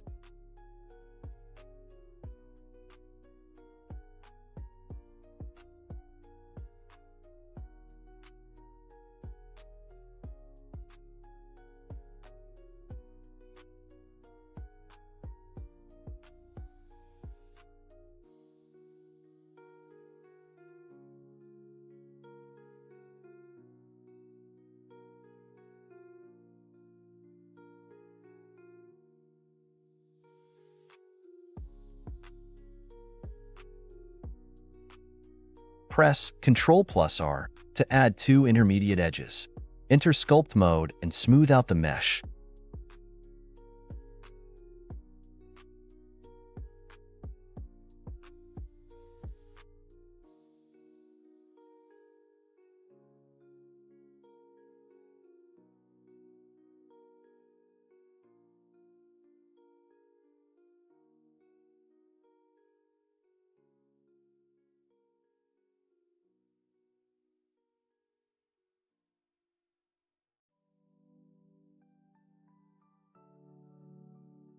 We need to readjust the mesh on the top of the head. There are two adjacent E-poles here, and here is the junction of the head and neck, where there will be significant movement in the future. Having two adjacent E-poles will affect the model's deformation. We'll move this E-pole in the center to this position in the middle of the ears.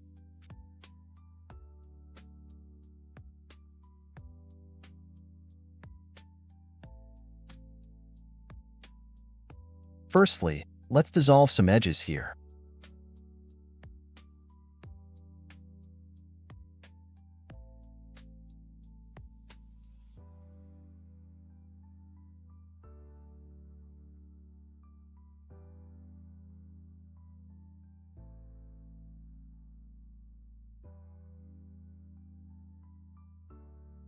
There are a total of 5 vertices that need to be connected here. Select these horizontal edges and press W to subdivide. Set subdivision level to 5. This will give us 5 properly adjusted edges. Let's connect these vertices. Here, we only need to add one edge to connect all the vertices directly, creating both N-pole and E-pole. We're still using a combination of N-pole and E-pole to change the direction of the edges, just in a different way. Enter Sculpt mode and smooth out the mesh. While learning the creation methods, it's also important to understand the principles.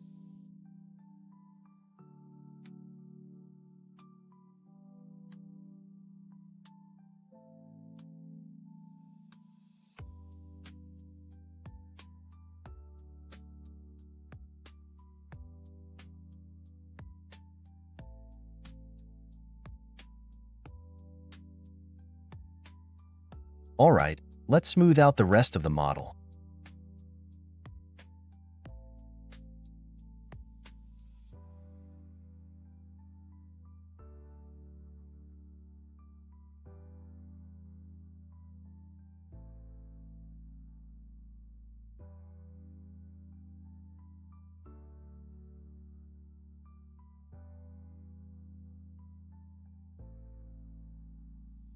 Next step, let's hide the high poly.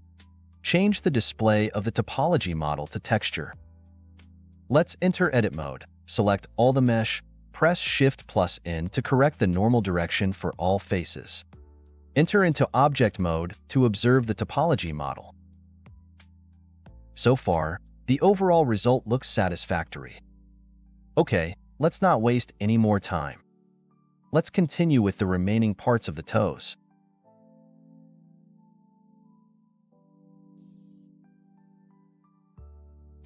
Select the mesh near the interdigital space of each toe separately and extrude the gap between each toe.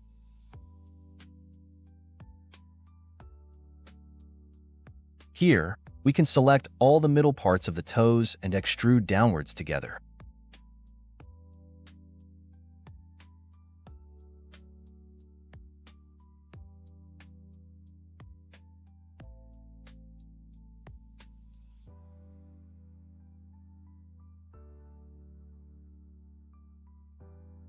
Switch the pivot points to individual origins. Next, let's adjust the shape of the toes.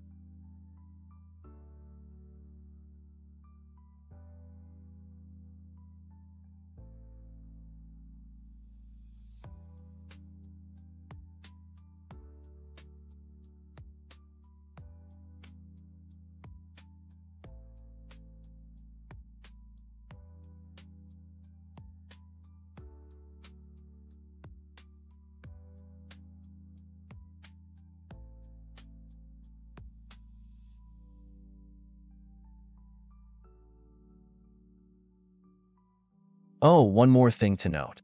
The mesh in the middle of the toes is close together. Enabling auto-merge vertices might accidentally merge them.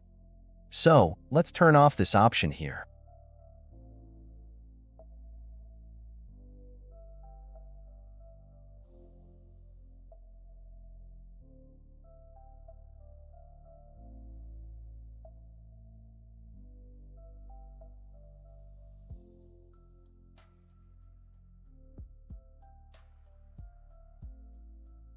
Enter into Sculpt mode, and let's smooth out the mesh.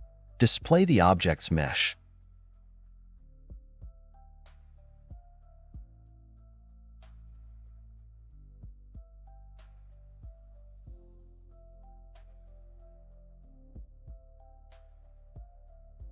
Here, we can still display the high poly to see the shape, but we can't use shrink wrap or snapping.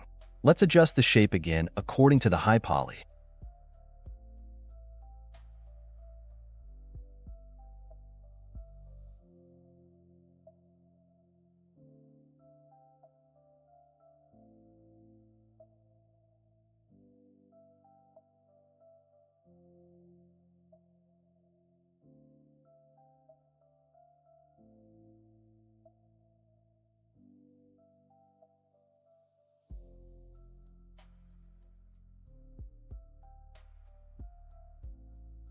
Next, we need to connect the interdigital spaces with the sole. Let's first find the connected vertices on the sole. Find the corresponding vertices in the interdigital spaces that connect to the sole.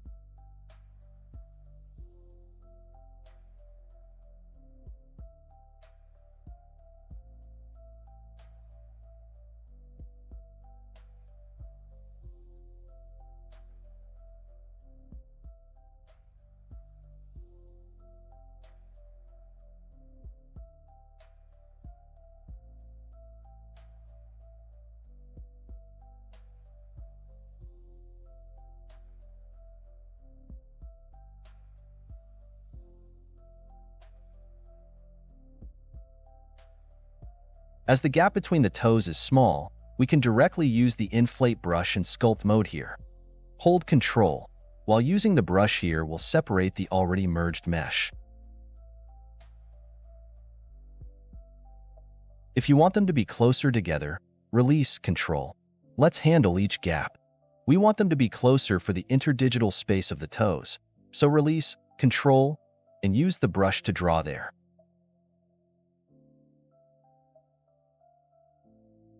Alright, let's enter into edit mode and find the innermost vertices of the interdigital space connected to the sole. Enabling fall off can help us adjust it to better connect with other parts.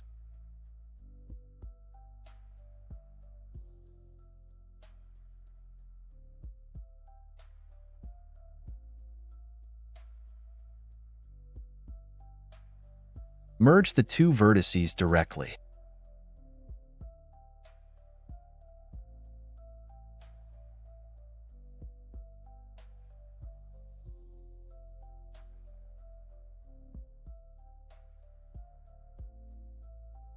Enter into sculpt mode and adjust the shape of the sole.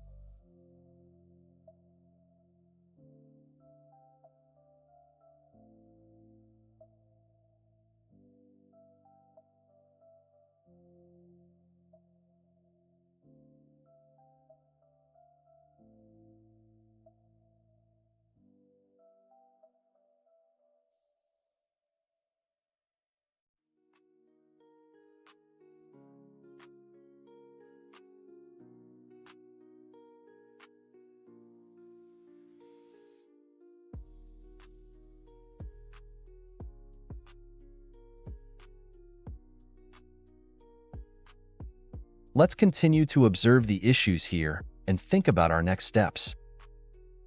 Normally, we want each loop to have a complete circle, but currently, the first loop of the toes is already connected to the sole gap edges, so the first loop cannot form a loop.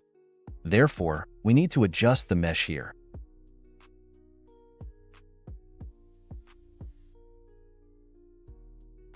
Delete the connected vertices and create new edges based on the loop effect we want.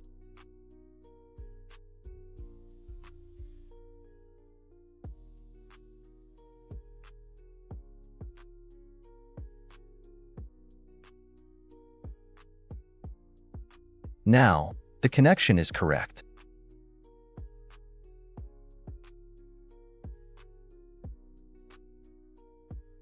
Let's continue working on the next toe. Let's observe the mesh here and try adjusting the edge flow.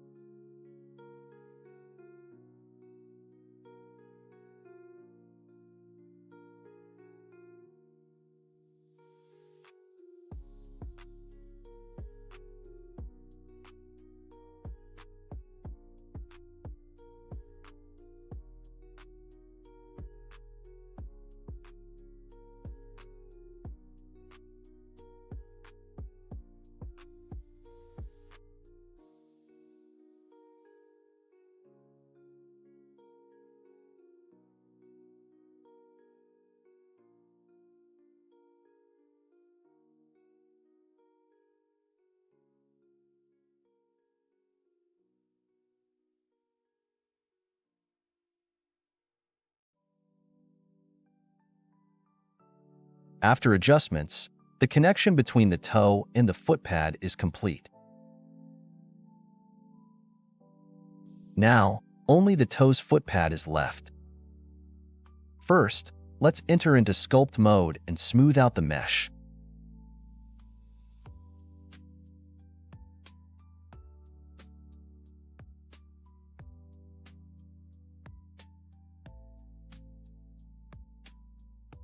Let's select the vertices where the foot pads of the 4 toes will grow. Let's adjust their positions in the side view.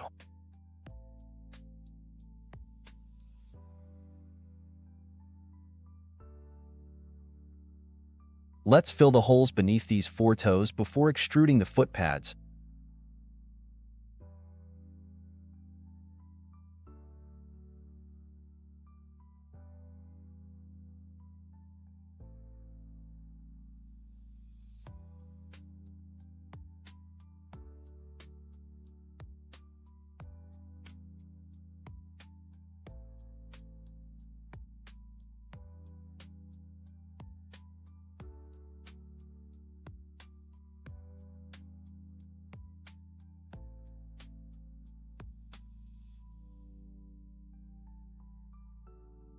Then select these faces, go to the side view, press S, and scale them along the Z-axis to make their values for the Z-axis equal.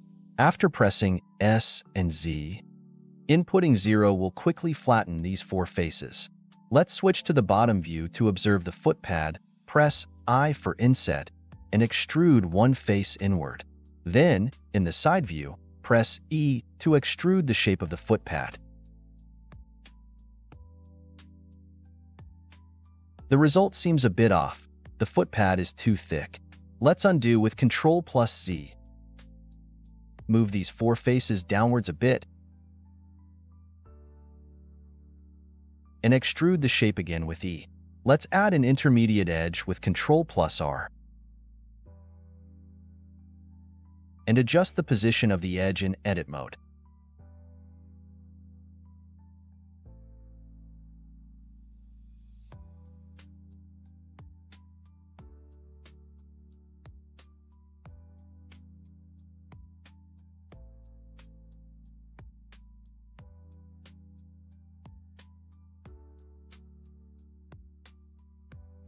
Enter into sculpt mode to smooth out the mesh, and then adjust the shape of the foot pad.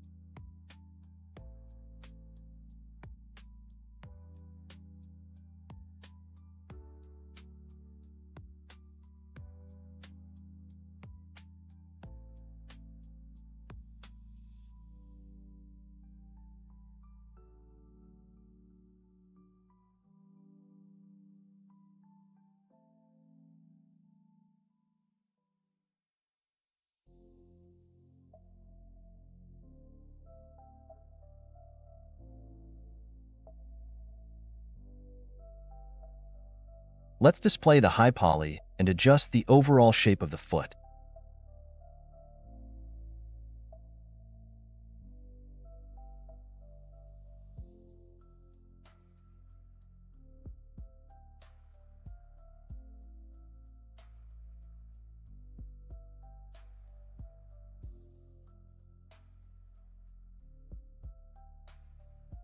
Enter into edit mode, select the mesh on the front of the toes, and create the parts for growing nails.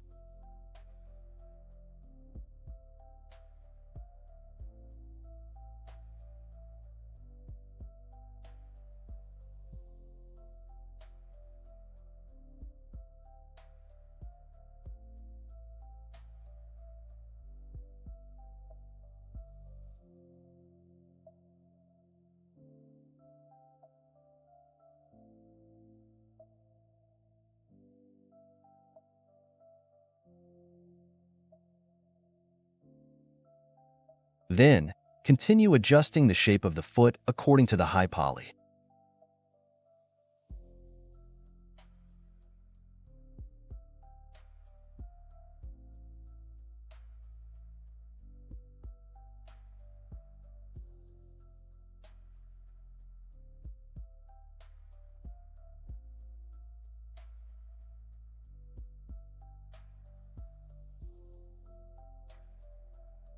So far, the wolf paws are basically completed.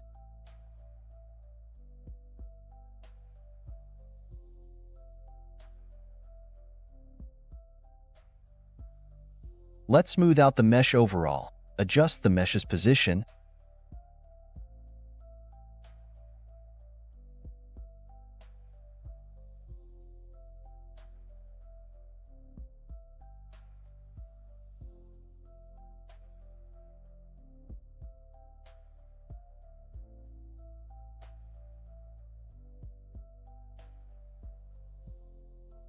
And add some intermediate edges.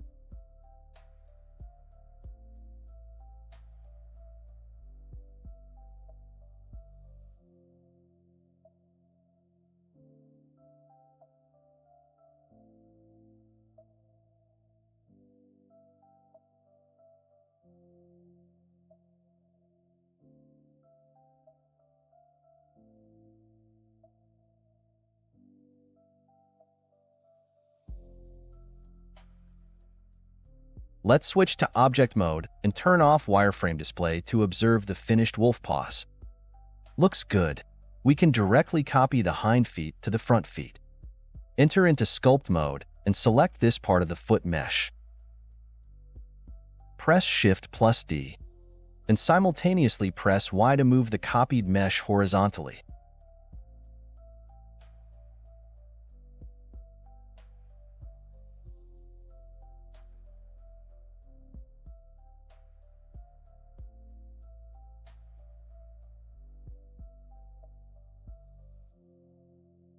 Let's further adjust the shape of the front feet based on the high poly. Because we sculpted the high poly for both front and hind feet, we created one and copied to the other, so matching them now will be easier.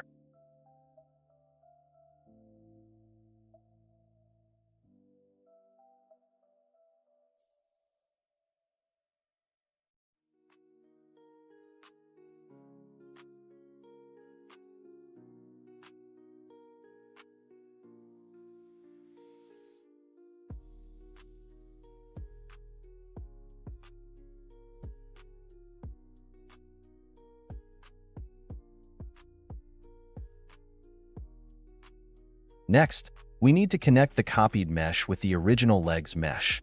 Let's check the vertices on both sides.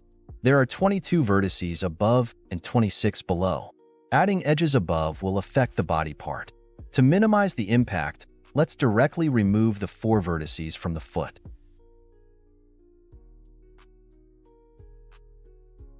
Now, we can connect them together.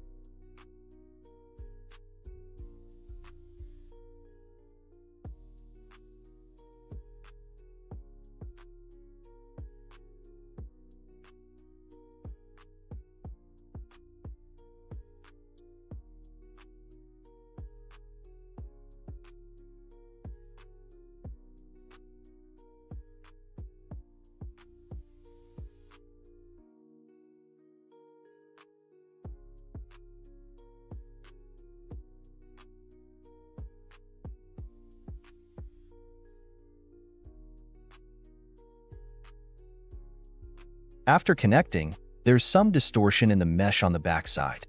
Enter into sculpt mode to smooth out the mesh and turn on wireframe display for the object.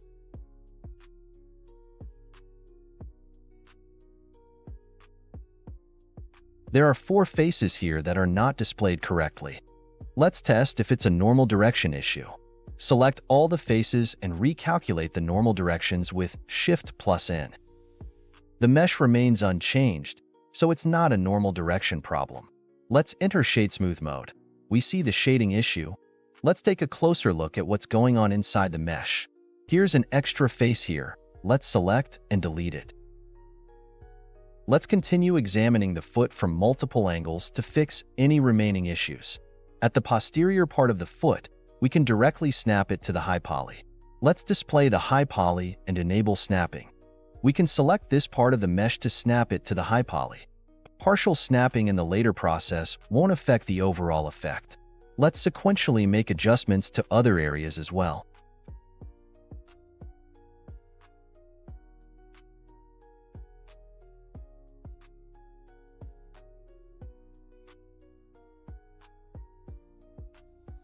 For the toes, due to significant differences between their shape and the high poly, using snapping may cause noticeable creases in the mesh. So, let's enter Sculpt mode to modify it. Let's make adjustments to other areas while comparing them to the shape of the high poly.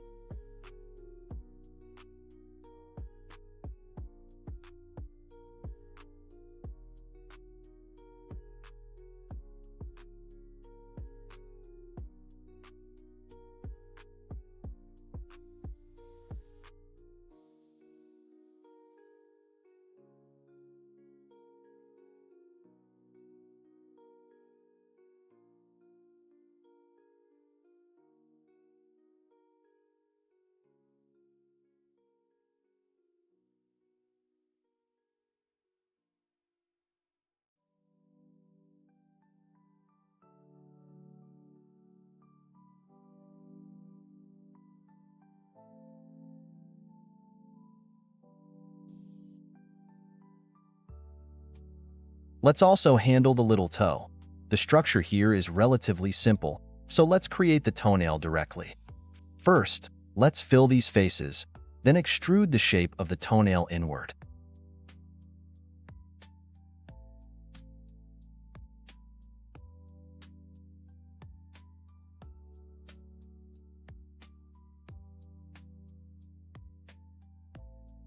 After adding intermediate edges, let's adjust the structure here.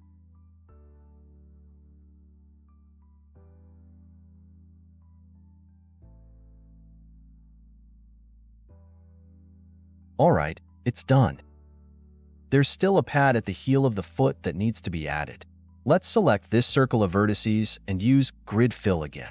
Adjust the values until they're suitable.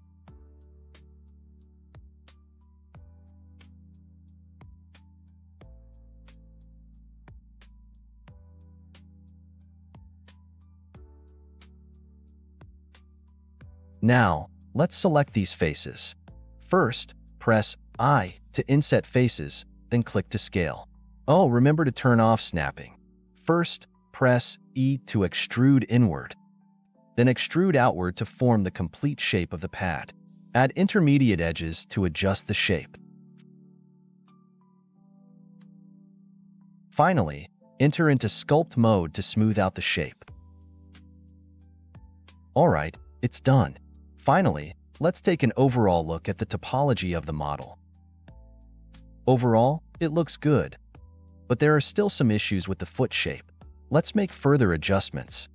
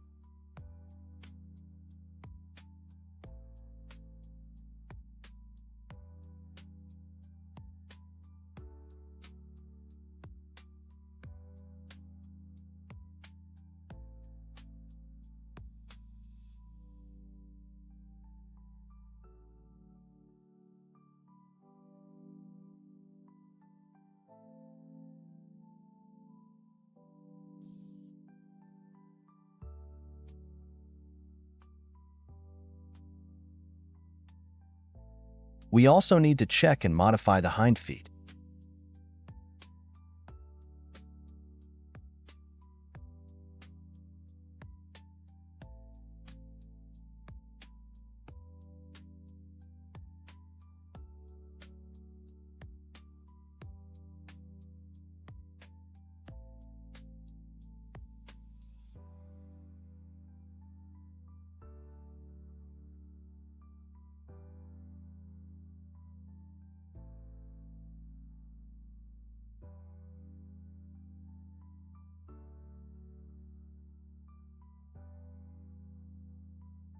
When making adjustments, we can view the model in different shading modes. Right now, it's in shade smooth. We can switch to shade flat. Let's make some more adjustments. Alright, all the topology of the model has been completed.